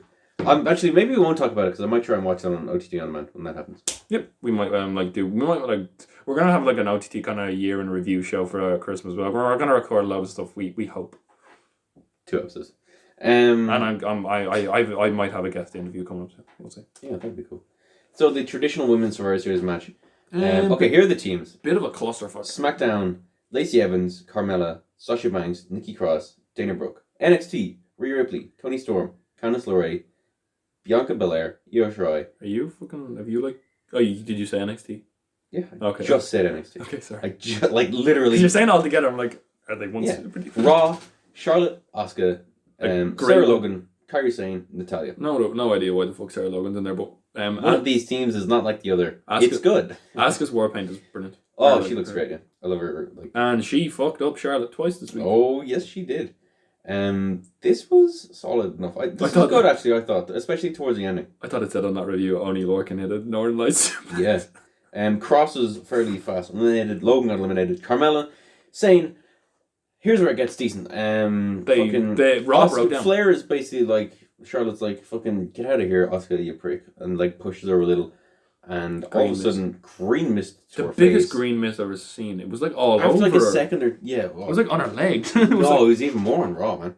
It was. Yeah, it was thick. Fucking bang, women's right out of not nowhere, but Lacey Evans wins it for women's rights come out of nowhere. Kieran Brennan. At the very start of this, the NXT was strange. Did NXT like? Do you think the NXT thing was like, oh, we went to war last night. We're just gonna do it for. We're doing it for NXT, even though we hate each other. Because there was like. If you take any of this as like they all kayfabe like each other now, then like you just. It was just we're doing it for the brand. Like fucking Seth Rollins team with Drew McIntyre. We're doing it for the brand, man. It should be noted at the very start of this, Candice LeRae and was it Candice LeRae? 2 of Team NXT. Oh yeah, we're attacked. Yeah. Yeah. No, sorry, were they eliminated? They weren't eliminated. They were brought to the back. Oh yeah, because they were like beaten up by. They got incapacitated. It was Io and Candice LeRae. Yeah, they were what quote unquote incapacitated. It's like a trigger word for WWE, isn't it? Basically, yeah. And Asuka then walks out. So then we have Natalya. Everyone loves a bit of Natalya with Sasha Banks. Stacked Evans. Yeah. But this is the best because this one I want to talk about from Cultaholic. Okay, keep going. There was a fantastic submission here on I think it's Belair? I think it was. No, it was Storm. So Natalya gets in her sharpshooter or whatever, and you're like, oh, okay, whatever. But then Banks joins in and does a Banks statement at the same time. Tony really Storm gone. And there was a funny thing at the start, as I've got to say at the start of this match. I remember watching a review, I don't know who it was, but they were like, at the start of this match, Dana Brooke was beating up Io Shirai and Kairi Sane. I was like, oh, like, imagine Dana Brooke. She's a star, man. She was like, flex on, everyone flex for Dana Brooke. Dana Batista. Yeah. Oh my days. Now this is where like Ross got very angry because he had Raw here. Natalya, Ripley, and Banks are here. Natalya started. The pop Ripley gets in these. She's so over. But the funniest thing is Natalya thought like her and Banks were gonna have an alliance, and Ross was like, Ross was like, they're like, Natalia, no. He's like, she's gonna like, are you stupid? And then Banks just levels him and Immediately levels him. and Tom's like, yeah, and Ross is like, Natalia, you fucking idiot. She is fairly stupid. Like I don't know why you'd ever side with Banks. She's just like, she's not your friend. Yeah. And then we get like it's a little mini Rhea versus Sasha match. But then who bloody comes out? It's only fucking Candice LeRae and Io Old Shirai. rivals. Yeah. Make the save. Shirai drops Banks with like a big missile drop It's a kick, and really Ripley good- gives her a riptide for the win. Man, I love Rhea Ripley. Okay, She's so good. fine. So Keith over in Lee, this match as well. Kyle O'Reilly, and Rhea Ripley are all great. There's the fucking title of the podcast today. Rhea and Keith Lee were the two standouts of this paper. I thought. Of this weekend. Yes. Fantastic. Good. Very good match, I thought. Fantastic. I enjoyed it. I really did. I watched this one live. Your issue of pacing, what do you think of the pacing on this? Oh, the injury angle there. The injury. See, the pacing of this was fine because it's the opening of the match. I think it was this next match where I just kind of, massively fell apart. This is where I was like, oh, this crowd immediately got tired last night after NXT Takeover WarGames. I've been to a wrestling show that's like very energetic. I would never want to go to like 2 days in a row because I would just be tired. Because that's what happened in AJ Styles, Roderick Strong, in a good and atmosphere. Shinsuke Nakamura. This is a good match. Yeah, it was a great match. But every the one of crowd these matches was solid, but a crowd makes a match, and the crowd died. Yeah, and it's no fault of the men there. It's no fault of the It was audience. a great finish. It's just like you can only handle so much good wrestling in like a 24-hour period before you're just tired. It was just three heels trying to like cheat. Yeah, well, that's the other thing. There was no face in this. No, but it was three of the best wrestlers in the world. Like three of the top 20 wrestlers in the world. Is Roderick Strong there? Oh, Roderick Strong. Is Roderick Strong in the top 20? Yes. Yes. Right now he's in top. Yeah. Okay. He's Big call. He's fantastic. No, That's all I'm saying. No. It's just you're throwing out like everyone else in the NXT roster, man, and everyone in New Japan. Roderick Strong. AEW, Raw, SmackDown, a lot of great wrestlers there. Roderick Strong. I don't know if he's in top 20. He's great, not in the top 20. I'd put him up there. I'd put him as the second best wrestler in the Undisputed Era. Wrestler, not full package, but wrestler. You putting Kyle as the third or something? Yeah. Alright. Well, Big call. oh, it's so hard to rank them. Adam Cole's number one. Roderick's had the best moment when he turned undone. Oh, Which is the Undisputed Era's best I'm moment. sorry, but Roderick Strong in that Keith Lee and Dijakovic match just showed why he's such a good heel and such a good wrestler. Yeah. And the Messiah the backbreaker works because he hit some. How many different variations of a backbreaker? Like he has a lot of fucking so many. Anyway, let's talk a bit about this match. It was basically it was more of a striking match. Yeah, it was. This reminded me of the Styles Nakamura matches we got because I was a bit disappointed. Yeah, I hope Styles Strong won, which surprised me. I wish Strong did like a double kick into both their bollocks. That would have been great stuff. Great stuff. Yeah. Anyway, Strong did he did this. He's done the song. Remember when he snuck the win when he hit Keith Lee with the knee? Yeah. AJ Styles had the phenomenal form. He just chucks AJ Styles. He just like yeets him out of the ring and fucking takes the pin. It was a solid match. Bad crowd. I don't know what they could have done to change this though. Match of the night. Fucking amazing this next one was. Next match. Adam Cole, Pete Dunne. Oh. It probably could have gone on a bit longer, I thought. Oh, but come on, let's give credit This for what is it a great was. match, Fucking insane. Sorry, I think this match was the best set of counters I've seen in a match for a long time. The counters in this match were insane. I'm trying to see if this, like, what other matches, if this was best of the night. This was the counters in this match were fucking insane. It's a really solid NXT level match, I thought. This probably is the best match of the night. Oh, it was. Yeah. Okay. Oops. Can we talk about some of the main moments? Go on. Okay, I thought Adam Cole should have sold more. He didn't say he sold more than the champion, but he should have sold a lot more. He should have had heavier tapes. Pete Dunne sold a knee injury. Maybe it was real. I'm not sure. Probably not. Because I didn't really see him getting his knee targeted last night. But my God. Okay, first, let's go through this. Like, to have this match 24 hours afterwards. Yeah. Oh, jeez. And, okay, Pete Dunne's intensity is great. You know when he hits that suplex and then he just screams and like kicks your man in the head? Pete Dunne's fantastic. I really want to see more of him. Just everywhere. Basically. His second rope moonsault, but then, what was it? My favorite move, Pete Dunne goes up for a fucking backflip. And Adam Cole just kicks him in midair. Oh my God. I love that. Like, super kicks. They've got to be like the consistently best looking move in wrestling. If I'm not wrong, he did it with Ricochet though. He did, yeah. But like this was, he caught him so flush. As long as he doesn't overdo it, it still looks amazing. And then they hit there was a Canadian Destroyer on the apron. Yeah. And then my other favourite move tonight, Pete Dunne goes for the bitter end, and Adam Cole reverses into the Panama Sunrise. On the apron. No. This is in the ring. Cole drop. Yeah, Panama Sunrise in the apron. Oh. But there it is. He snapped Cole's fingers, bitter end, but he can count it into like a destroyer pile driver. And then a last shot to the back. Oh, the last shot's a great move as well. It looks like very nice, yeah. No, but great match. And it got the crowd into it by the end as well. Sorry, a bit more tired. This one kind of woke the crowd up again. Yeah, but yeah, that's what I'm talking about. Because they love these two guys. Like, it was that super kick. You can't, no matter how fucking tired you are at a wrestling event, if you are, you're gonna pop for that. I'm sorry, if you don't pop for that, you're just a fucking look at 205 dry ass bitch. It's all about pacing, man. It's all about pacing. Next, we had the Universal Championship match: Daniel Bryan versus the Fiend. Bathed in red light, which wasn't, I guess maybe because Crown Jewel was outdoors, it looked better. It didn't look as nice as it did in Crown Jewel, I thought. This was actually probably the Fiend's best match, I think. Especially they did yes kicks over and over again. That was really great. Oh, and they just like the best call of the night. Michael Cole gets all the slack in the world, but this thing won't. What was it? This thing won't die or something. Yeah. Oh well, pretty great. Yeah, it's just a roll up nearly won it for Bryan. He called it a thing, like. Yeah, there's a couple of 2 counts from the Fiend, which like that got me. Very very solid match, fun, a good solid Fiend match. I thought better than the Seth Rollins ones. Yeah, happy enough with this. Like, I love that Daniel Bryan, like, he had to resort to giving his like fear back, to getting his yes movement back, like, too. Still couldn't put him away though, which I'm really curious to see where Bryan goes next. Like, where do you go next with the character? Because yes movement didn't work, so what do you do? Then we had Team Raw, which was here we are. The regular Survivor Series elimination match. I saw the match like there you go. We're just gonna this super kick. Bang! Oh. Pretty great. The traditional men's Survivor Series match. Big problems with this one, I thought. Team Raw, we had Seth Rollins. There was a few good moments.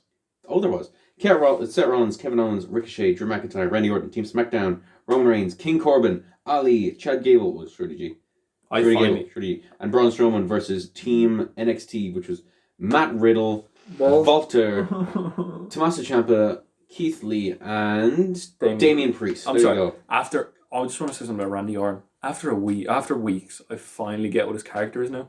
He's not a heel. After what I saw on Raw, he just doesn't give a shit about anything. Couldn't care. He just couldn't care less. Playing into the real life. And I love it. I actually do like Randy Orton at the moment, but like in these kind of matches, he's perfect because he has his spots. In this match, he was great. The last 10 minutes of this match, magnifique. Yeah. The first half an hour, fuck off, get out of here. I hated it. Hated it. First problem, you've got a guy called Damian Priest on your team. He hasn't been booked. Like, he hasn't been like established. You eliminate Walter after fucking 4 minutes. He should be unbeaten until the last fucking like. Count out. It should be count out if you're doing anything. Yeah, like Braun Strowman, but he should be unbeaten for about 3 years. Do what he did in OTT. Fucking see. Okay, my biggest problem with this is kayfabe vibe. This match makes no sense because everyone gets one finisher and they're gone. That's it. What are you talking about? Why aren't these people should be kicking out of more than one fucking finisher? Braun Strowman should not be going out of a 10 count. Except for the end of the day, it's like Claymore kick. End of the day is the most protective move in WWE. Do not give a shit. This is fucking annoying. What if you 15 people is probably too much for a match, right? If you want to do it, fine. I like one or two of these spots where it's like a quick finisher and a quick like roll up or whatever. They're alright. Fine. The Matt Riddle. The Matt Riddle one. Piss me off. No. One or two, fine. No. If it's like 10 eliminations like this, fuck off. No, I don't care. No. The Matt Riddle on Randy Orton one was great because Matt Riddle was like, I don't believe I just did that. Where he rolled him up. I don't care. And then fucking. I liked at the start. I was like, okay, McIntyre, Walter, and Braun Strowman. This is gonna be good. Immediately Walter's gone. It's so frustrating. The first 10 eliminations of this are just bang, bang, bang. What are you doing? It just should not work like that at all. If you're having trouble like getting rid of 15 people within like half an hour, have it just be a 4-on-4-on-4 or 3-on-3-on-3. It's not that big. The good bits in this match didn't involve pins because there was Shorty G and Ricochet. That was a nice little when they went down. Yeah. Fucking Shorty G and fucking Matt Riddle. I never thought I wanted to see the match until I saw them on the ring. That would be fucking insane. Fantastic. Oh, that was amateur really wrestling. Great. Both amateur wrestling. You got a storyline. You're like, But it wasn't just amateur wrestling like we saw with fucking Finn suplex Balor or and whatever. shit. This was really great stuff. You know what I'm wrong? It was just like if Kurt Angle was there, he'd just be sitting there smiling at that. He'd be like, "That's my like." I bet you Kurt Angle was like asked like book a match. Imagine Matt Riddle versus Shorty G at WrestleMania with Kurt Angle. He's a producer now, isn't he? Yeah, but imagine Matt Riddle versus Shorty G at WrestleMania or at any pay per view with Kurt Angle in charge of booking it. That would fucking light the fucking place. But just like every good moment in this match, it was immediately pissed me off because it immediately happened with like someone getting eliminated. Example here: Shorty G after one frog splash, gone. Really? Are you? It's not even a finisher, like. Oh, the fucking delivering a picture. Corbin goes in. The KO. Kevin Owens dropped him with a stern floor roll to the ring, quickly down and pinned by Ciampa. Owens gone. Oh yeah, that was a little bit fucking piss off. That was a decent, like a little bit of storyline, but like it's so frustrating. Ciampa tags Priest in and eats an RKO. Priest looked to take advantage with the reckoning, but ate an RKO. Priest gone. One RKO. Fucking get out of here. Riddle gets in, rolls up. I like this one. This one was fine on its own. Totally fine on its own. But if it's 10 eliminations in 10 minutes, I just can't improve of that at all. Oh, Viper fucking Orton immediately gets in, hits an RKO. Corbin takes advantage and eliminates Riddle immediately. They go outside for a bit. Strowman gets counted out because he gets hit with a Claymore after a big body splash from Keith Lee. Oh, Ricochet gets back to the ring. Climbs over for a 630 splash, but lands on his feet when Lee rolls out of the way. Corbin sees the opening and gives an end of days to Ricochet. Ricochet is gone. Ali gets on Lee's elimination. You know what? I didn't mind that one because it was like Corbin fucked him over rather than anything else. He threw Corbin into the corner, didn't he? Yeah, kind of like Then McIntyre comes in, drops Ciampa with an inverted Alabama slam. Sets up a Claymore. Reigns comes out of nowhere. Spear. McIntyre is gone. That's alright because okay, fair enough. Then Rollins and Reigns. Rollins was getting booed the shit out of. Oh yeah, people. I think this was the moment that like Vince went to his head. We're gonna do what we did on Monday night. I've been thinking about it for a little while. Yeah. I'd say. But anyway, Superman punched at Ciampa. He dropped Corbin. Ciampa win. And then we have Rollins, Reigns, Ciampa and Lee. And now the match begins. No, they've gotten rid of all the before stuff. Yeah. Now the match begins. Now it gets listen to me. Ugh. No, but the best thing about this, Lee's forgotten about. Lee keeps getting thrown out. Oh yeah. Lee keeps getting thrown out. Oh wait, sorry. We forgot to talk about a good, at the very start of the match, a good spot where Strowman goes around the ring. I was like, Ricochet, what a sell when he flips upside down. McIntyre flips, and then Keith Lee just fucking. They both go bang. Yeah. And like, I'm pretty sure Keith Lee actually hit himself in the face. But yeah, there was a Superman punch and a stomp, and then Ciampa's gone. Then there's Bask in His Glory chant. Bask in His Glory. Fucking great. And they do that with Dan Barry. Bask in Dan's glory. He just gets chants for everything in WWE. Yeah. Rollins was eliminated after like a big jackhammer. Yeah, and then Lee, which is awesome. People are losing their fucking mind. And Reigns won, but you know what? He had a little fist bump afterwards. But they got like this was a great little this was fun. Keith Lee got up and he was like, and Reigns was like, oh shit, we got some NXT guy. Shit. And then like there was some good like near falls. Yep. And this is a really solid segment. As I say, last 10 minutes of this match, great. Everything beforehand, fuck off. Really pissed me off. What was his botch? There may have been a 2 count. It was called up by Corey Graves. Oh no, it was like the referee hit the mat 3 times, but the argument is like fucking he hit it. He couldn't stop himself from hitting it. Yeah, but like that's how close it was. But it kind of seems a bit like maybe Keith Lee messed out up like a second too late. Oh no, but then like a great very spear, iffy, very a great iffy. Spear. The thing with spears at the moment, everyone seems like they flip when they do a spear. Spears are great. Yeah, anyway, spear, great, fucking fantastic. And then fist bump. Team SmackDown. Fist bump. The fist bump was great. Yeah. And we're probably going to get Reigns versus Corbin in the dog collar match. Yeah. The last third of this, fantastic. Yeah. Everything beforehand can fuck right off. Let's talk about main bits of Raw. Raw? Raw? No. Oh, sorry. Let's talk about this one. You're a fool. We're not going to talk about the main event. Yes, we are. No holds barred for the WWE. I don't care about Raw. Come on. Yeah, Raw was fantastic. No holds barred for Raw. the WWE Championship. Rey Mysterio versus Brock Lesnar. Oh, I wasn't really looking forward to this match, and it was fun, you know? Yeah. It did. I love Brock Lesnar, but I'm not fond of Rey Mysterio, to be honest. Brought it to lead pipe. Yeah, immediately. And then he didn't get to hit him with it though. No, Lesnar just kept like battering him, and then Dominic Dijakovic, just Dominic. Dominic Dijakovic. Just Dominic. Dominic without the Dijakovic. Walter. comes out with he looks like he's about to throw in the towel, but then Mysterio comes low blow, and then Dominic big pop. Dominic hits a low blow. Oh, massive pop. Stereo 619, and it was good. And then a fucking great frog from splash. both sides, double 619. Great frog splash. Yeah, and they both go on to fucking Lesnar for the pin. 1, 2, kick out. And it's done. And then it is over. And then Jesus Christ, Dominic must be like, like Lesnar's just there, like, boy, you know when I do that suplex, I'm gonna land you straight on your fucking head. Ugh. What a sell! Like, F5, it's gone. Just like ends immediately. It was so sad. And then yeah. It was a solid match. Dominic looks like he could be a good wrestler. Sure. Yeah, he's only done 2 moves. No, but he just so I'm not gonna say. I'd love to see what his chain wrestling's like, but like. Yeah, he can do the big moves properly. He let's say in the big moment he wouldn't. I should hope the son of Rey Mysterio can do a 619. Yeah. Because oh my fuck, what if he botched that? His hands just slipped. Yeah. Anyway, just because.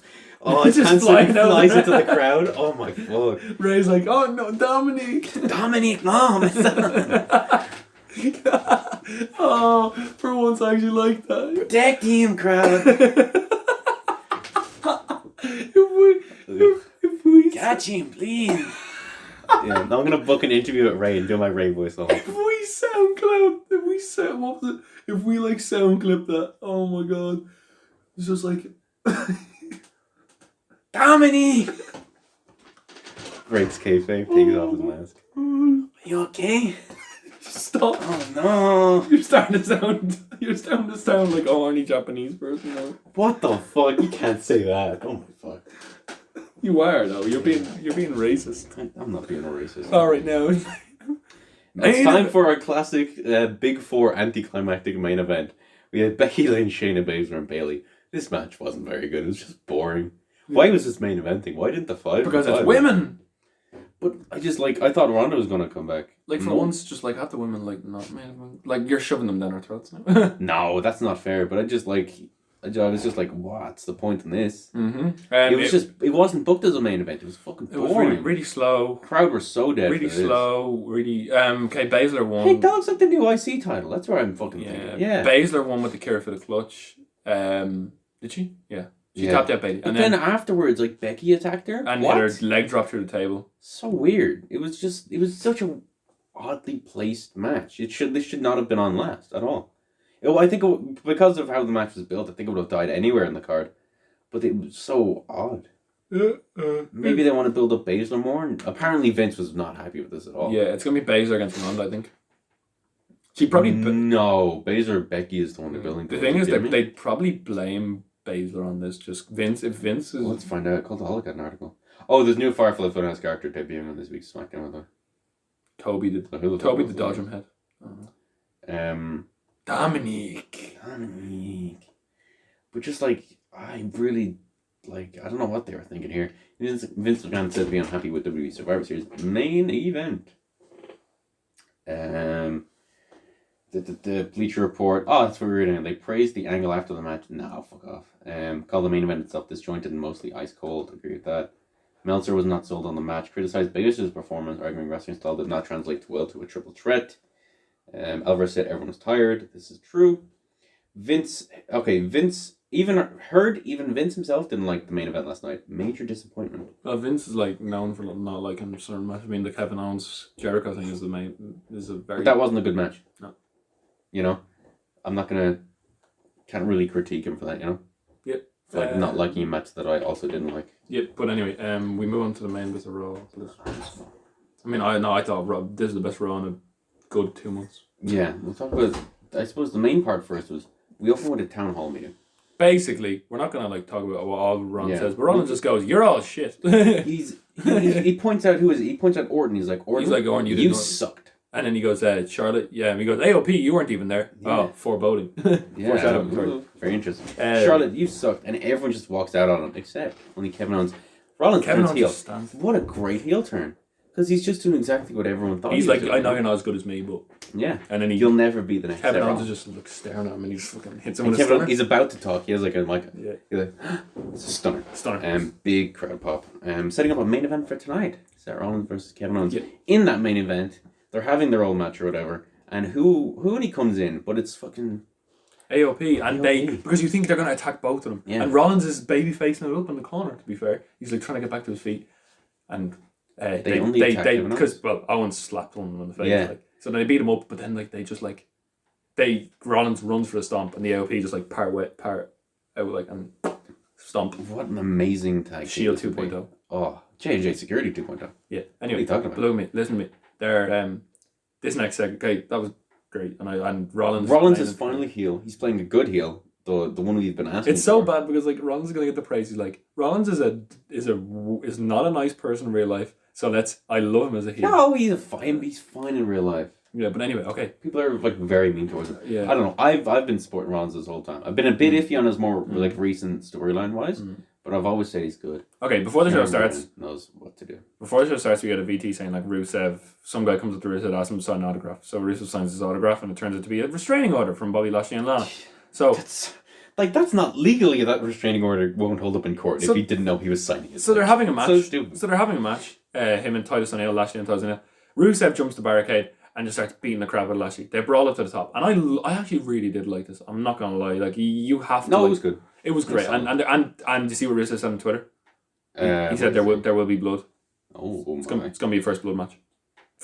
We're getting first. We're getting WCW. We're getting. No, it won't be. It won't be. It will be TLC. It's gonna be the TLC match. Anyway. Oh, I don't know. It will be. No, that's gonna be. It's gonna be good as well because they're like. It's not gonna be good. It will. Rusev and Bobby actually kind of have a good match. Listen to me. But okay. like, so basically, it's not gonna be a first blood match because they're not allowed to advertise that. So basically, he starts beating him up, and then the police come out.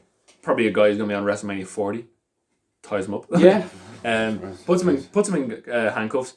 And then actually looking at these guys, I don't think anyone going to be on WrestleMania 40. He puts him in handcuffs, and then Rusev like barges into him and puts him off the stage, and he's just laughing, and then he kicks over the stage onto Lashley, and I love it because Rusev's just laughing maniacally. You gotta like this character, like it's like Rusev was just laughing maniacally, like they've done something interesting with this. Yeah, and I will watch the match. I won't skip it. I never skip matches. No, but fantastic. I really liked it. I don't know. Like the match is gonna be good though. Yeah. I just can't imagine a world where Bobby Lashley was. Charlotte got sprayed. Oh yeah, AOP had a match before they turned heel. Yes. I love their tag team. Well, they're always heel. Their tag team moves are great. Andrade's being pushed. But he's been pushed like this forever though. Yeah. Just give him a storyline. That's what he needs. I want Andrade really desperately needs a storyline, but they're not giving him one. He's just been doing the same thing for almost a whole year now. It's so frustrating. I want to talk about this because I really love this. I love this storyline. This match on that TLC is gonna be insane. This is gonna be a match I'm calling it right now, 100%. What TLC? TLC is coming up in next month. Oh, okay. What match are you predicting? What for this? What are you saying is gonna be insane in it? Like this? Okay, let me talk. Matt Hardy comes back, looking great, looking like really in shape. Well, he's V1 Matt Hardy. V1, yeah. Apparently the rumor is he's gonna go through all the characters trying to get a win. How many characters does he have? Like 2. Yeah, he has loads like V2, V1. The Hardy, there was different iterations of the Hardy. Different costumes, but it's mostly the same person. Anyway, okay, Matt Hardy, Buddy Murphy. Matt Hardy gets a bit of a thing in, but Buddy Murphy wins with a fucking. Did you see the knee? Yeah, I did. The knee was brutal. Yeah. And then he hits him with 2 more knees and knocks him out and hits him with. Not Murphy's Law. No, because he knocked him out. It's great. Aleister Black said he's going to watch this match closely. Aleister Black, all of a sudden you hear Buddy Murphy's like on the bed to go on the mic. You hear the creak, the thing of the and then but normally Aleister Black does like a slow walk. He sprints to the ring, comes out, starts hitting strikes, is like Muay Thai strikes, kicks Buddy Murphy back and hits him with a knee straight in the face. This has got like if they give this 15 minutes, they won't. They will. This won't be good. This will get this 15 minutes and it will be the match of the night. I guarantee. This won't be good. It will. No. Why? Because it's the main roster. It won't be good. This will be insane. If that's anything to look go at AJ Styles Nakamura. This won't be good. It just doesn't work on a WWE stage. If they give this 15 minutes, it will be good. No, because they're not going to go for a headlock. You heard it here first. This isn't going to be a good match. This will just be okay at best. I'm going to make if this match gets a minus on Bleacher Report, I get a point. No, on the leaderboard because Bleacher Report's stupid. Like the grades they were given there. Just, so what are you going to say? I want to put something on the line because I fucking think this is going to be up. I think this is going to be a fucking fantastic match. No, it's just. If Meltzer gives this, no, I hate Meltzer. See, like this. It's going to be insane. If you look at the match cards from this year, they just don't work. Like Aleister Black will not work on the main roster as far as matches go. There's no way of betting on personal opinion, but I think this is going to be insane. Anyway. I can guarantee it. The reaction is going to be lukewarm. It's going to be like, oh, this could have been. This is going to open the show. And I like Buddy Murphy. This is going to open the show. It's going to be fucking hot matches. Now, this was good. I like this. The match was good. Okay, they set up after like all this sort of stuff. Like they came out and Ricochet, Randy, Drew, Mysterio, number one contendership for the US Championship. It's just like each one of them keeps coming out now. Yeah, and it's like they're like. Go on. And they had a match, which was good. They it was a fun match. It was fun, yeah. It was they let everyone shorter than I thought. You see when like McIntyre hit Randy with a chop. Yes. And Randy was like, and Ricochet had some good moves. Okay, Ray wins with a like in a cradle. He beat Ricochet. It was fun. So then AJ Styles comes out and goes. The OC laid out Orton to make sure he didn't win. Yeah, and he was like, which is interesting, I think. Yeah, he was like, oh yeah, we're gonna have this match now because I'm fresh and you're not. Yeah. So then they had the match and it was a great match. Yeah, really good match. The best spot was Rey Mysterio paid homage to Amazing Red with a code red. Did you see? Do you know code yeah, red? I know. Yeah. It's a good move. I like it. Yeah, they had the match, but the best bit was where basically they like Dominic came out. And, yes. No, sorry, Randy. Sorry, the OC were sent to the back. They came back out. Randy comes out, just RKOs. You see him on Randy runs. It's funny. You ever see him in the Royal Rumble when he runs down? Oh, it's fucking great. He's a proper jogger, like he's a proper dad jogger. Yeah, and he eats an RKO on AJ, because the ref's down, ref bump, obviously. Ref bump, woo! And usually in these matches, small guy versus heel guy. It's usually a bro. OC strike again. RKO on Styles, and then Mysterio hit the splash for the win. Yeah, and they have a nice little celebration there. Dominic came out, and Charlotte got absolutely fucking covered. Rey Mysterio is new US champion. I don't know what's going on. He's probably going to win it back. Fucking hell, man! Wow, Asuka. Yeah, she got how much water? Fucking... What do you pop a capsule in water? It's okay. Pop a capsule. Do you build up spit? No, you couldn't do that. Build up spit. No. Okay. See here's what I realized, right? So it was either on Raw or she was knocked on the ground. It was either Raw or it was on Survivor Series where she's on the ground and I saw just a little bit of green stain just below her top. What would you call it? It's not sports bra. Yeah. What would you call their gear? Wherever their boobs are. Her top piece. Her top piece. Her top, I suppose. Just below that, there's like a green stain. So I think she hides it in there and then takes it out and puts it in her mouth. I'm like 90% sure that's what it is. Does she drink water from under the ring? No, it'd be a capsule, I'd say, depending on how big it is. Yeah, but how? Oh, so the liquid would already be. I thought it would be like a powder. No, I don't think so. And then you dilute. No, yeah. That's the only way I can think. It's better than Tajiri. There's no way she keeps it in her mouth. It's better than it's. I remember Ospreay sucked the mist out of Bushi's mouth last week, but Eric Rowan still has this thing. It hasn't got any progression. Nope. The jobber saw it though, didn't he? And then the Seth Rollins thing we were talking about. Yep. And that's Raw. That's Raw. Rob's listen, best Raw in 2 months. Oh, definitely. It was actually a good show. It was a great show, and it makes by default, yeah. Makes me want to watch next week. And Kieran didn't even know TLC was next month. Yeah, I did. Yeah, but you were like, you were like, what match is what match? What match? Yeah, I meant like, what match did you think was going to be the highlight? Oh, Buddy Murphy, Aleister Black's going to be on it. We're going to come back to this in a month's time, and I'm going to preview Raw. I'm telling you, it's not going to be. I'm sure it'll be fine, but it's going to be viewed as disappointing. Like everyone. No, in comparison. I'm good at telling this stuff. It's not going to be disappointing in comparison. It's going to be disappointing in comparison to what they could have on NXT, but that's an unfair comparison because it's going to be a good match. You said this would be match on that. I think they will. I don't think. Well, you know what? The card isn't very good, so maybe it'll be match on that. Sorry, but it's not going to be looked back on well. If Baron Corbin and Roman Reigns in a dog collar match, if you think that's going to be better than Buddy Murphy against Aleister Black, I don't. I like Roman Reigns. I do. I hope Roman Reigns goes for a spear. This is what I said. I've said it so many times. I just don't think Aleister Black style suits WWE style. I hope Roman Reigns goes for a spear with the dog collar on. They've tied the dog collar too tight, and Roman Reigns whiplashes himself straight into the canvas. They're not even going to get that far away. How would he get a spear? No, but it's in like, yeah, exactly. Roman Reigns goes for like a spear, and Roman instead like, you know when he spears him, like Corbin will fall to the ground. Yeah. So Reigns will get dragged to the ground, smack his head off the canvas, and Corbin just lays on him against the win. That'll do it for today's episode. Yeah. The Whole Wrestling Podcast. Go to OTT. Well, or watch it if you haven't bought the ticket. Yeah, I don't think you can go if you haven't. If you listen to this and you We're on Spotify. Listen to Spotify. Sorry, I didn't put up the tweet this week because I was just so busy and quite ill quite a few times. If you see me at OTT, come and say hi because I'm a celebrity now. Is that what? I'm joking. Well, my recommendations this week are watch Enzo Amore's interview with Chris Van Vliet. It's very interesting. He seems like a nice guy, not a dick. Tony Kelly, Me Head is Wrecked. It's the podcast on mental health, and it's eye-opening and fantastic, and go listen to it on Spotify and whatever because it's like proper good. And the Tyson Fury podcast on True Geordie was great as well. So many podcasts. Almost like we're in a podcast. Tyson Fury, True Geordie podcast.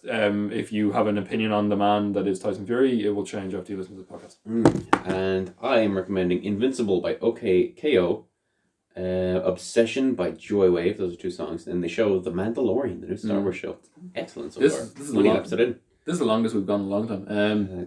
I've really enjoyed. I think we're getting. I personally think we're like improving, and our fluidity is getting better, and I enjoy it. And hopefully, if we get a mic, it'll improve audio, and we can kind of start pushing them out quite straight after the recording. Yeah. And look forward to some like special Christmas kind of shows that aren't really like talking about Raw and SmackDown because I want to do a year recap. I want to do something like like Raw and SmackDown. You kind of like hurt your head sometimes. When you look at the best of the year, you're always just you're smiling. Oh, yeah. No, and listen to the Fistful of Popcorn. Yes, my podcast. Great.